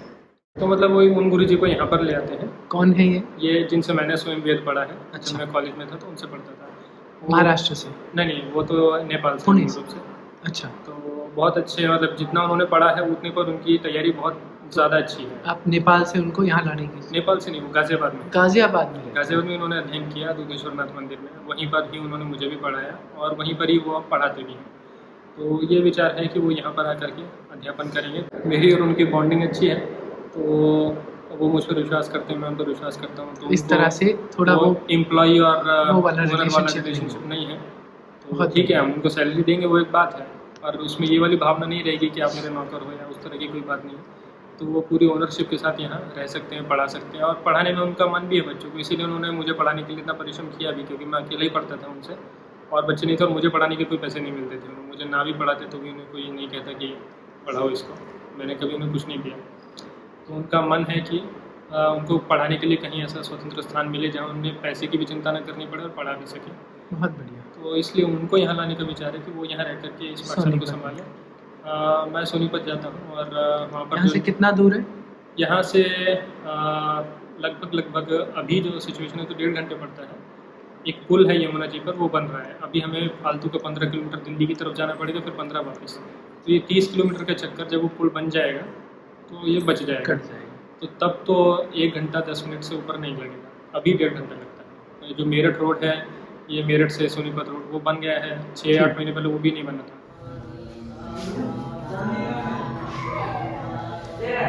इन बच्चों का 10th के एग्ज़ाम में भी NCERT सिलेबस से इंग्लिश मीडियम है। अच्छा, तो नॉर्मल स्कूल की पढ़ाई भी सब करते हैं? हाँ, 10th का एग्ज़ाम आधुनिक शिक्षा जो चाहिए, क्योंकि वही बात है ना कि बाद में मतलब ये जो वेद की इन सब की जो पढ़ाई है वो एक प्रकार से इस प्रकार की हो गई है कि आप यदि बहुत बड़े विद्वान बन गए तब तो आपको पैसे के लिए चिंता नहीं करनी पड़ेगी। एवरेज लोगों के लिए स्कोप नहीं है, कुछ बॉलीवुड टाइप की चीज़ हो गई है। ठीक है। बाकी लोग जीवन भर स्ट्रगलर ही रह जाते हैं। So, जबकि इसलिए मॉडर्न एजुकेशन इस प्रकार से सेटल हो गई है कि एवरेज लोग भी या बिलो एवरेज भी बाद के जीवन में थोड़ी मेहनत अधिक कर लें तो कुछ कर पाते हैं। बिना मेहनत के भी कर लेते हैं। मीडियोक्रिटी तो पूरे समाज में फैली पड़ी है, वो तो बिना मेहनत के और बिना टैलेंट के हो जाती है। तो ऐसे में जो इस लाइन से जो लोग निकलेंगे और निकलते हैं और जो एवरेज या बिलो एवरेज रह जाते हैं तो उनके मन में एक रिजेंटमेंट भी आ जाता है। वो बड़ा ऑब्वियस है कि हम वेद पढ़ने के लिए गए, क्या हुआ हमारा। और हर कोई नहीं पढ़ सकता, ये एक जेन्युइन बात है। बचपन में भी आप नहीं बता सकते कि ये बड़े होकर पढ़ेगा, मतलब बड़े होने तक ये विद्वान बनेगा या नहीं बनेगा, वो बचपन में नहीं बता सकते। तो देखते देखते ही होता है। तो ये ऑप्शन होना चाहिए। दोनों तो यहाँ पर सारे बच्चों की दोनों वेद की भी एजुकेशन है और दूसरी भी। जी। कौन पढ़ाते हैं? मैं पढ़ाता हूँ, मेरी पत्नी पढ़ाती हैं और कुछ एक मित्र हैं, जैसे जिन भैया के बारे में आपको बता रहा था, आकर्षण भैया, शुरू में जो बता रहा था। ऑनलाइन क्लासेस वो भी लेते हैं कभी कभी, तो चलता रहता है। बाकी बच्चे खुद भी पढ़ पाते हैं फिर हिंदी इंग्लिश सब? बिल्कुल, हिंदी इंग्लिश मैथ साइंस। बहुत बढ़िया। ये पाकशाला है, भोजन बनता है यहाँ पर। तो अभी तक पहले तो दूसरे स्थान पर बनता था, 1 महीने से यहाँ बनने लगा है। पहले दूसरे के भवन में बनाते थे, ऐसे ही यारी दोस्ती में उधार लेके, और अल्टीमेटली इसको दूसरे के कहीं और ले रखा, वहाँ बनाते थे। अब यहाँ बनाने लगे तो कम से कम ये झंझट समाप्त हो कि वहाँ भोजन बनेगा। फिर बनाने वालों पर ध्यान भी नहीं रख पाते थे, तो कैसा बना रहे, क्या कर रहे हैं। तो यहाँ थोड़ा ठीक से बन पाता है। और अल्टीमेटली इसको दूसरे, जो मैं आपको बता रहा था कि एक और सेक्शन बनाना है, अल्टीमेटली इसको वहाँ बनाना है। तो इसको अभी यहाँ काम चला रहे हैं, बाद में ये रिक्रिएशनल रूम बन जाएगा। अभी जैसे बहुत ठंड पड़ी थी तो बाहर खेलने के लिए भी कुछ नहीं था, तो एक जन ने टेबल टेनिस की टेबल बाहर में भेजी अपने जमीन में। अच्छा। तो वो नीचे रखी हुई है दूसरे रूम में, तो अभी उसमें खेलते हैं, पर वो छोटा है, उसमें ढंग से नहीं खेल पाते। यहाँ आ जाएगी तो थोड़ा ठीक से खेल पाएंगे।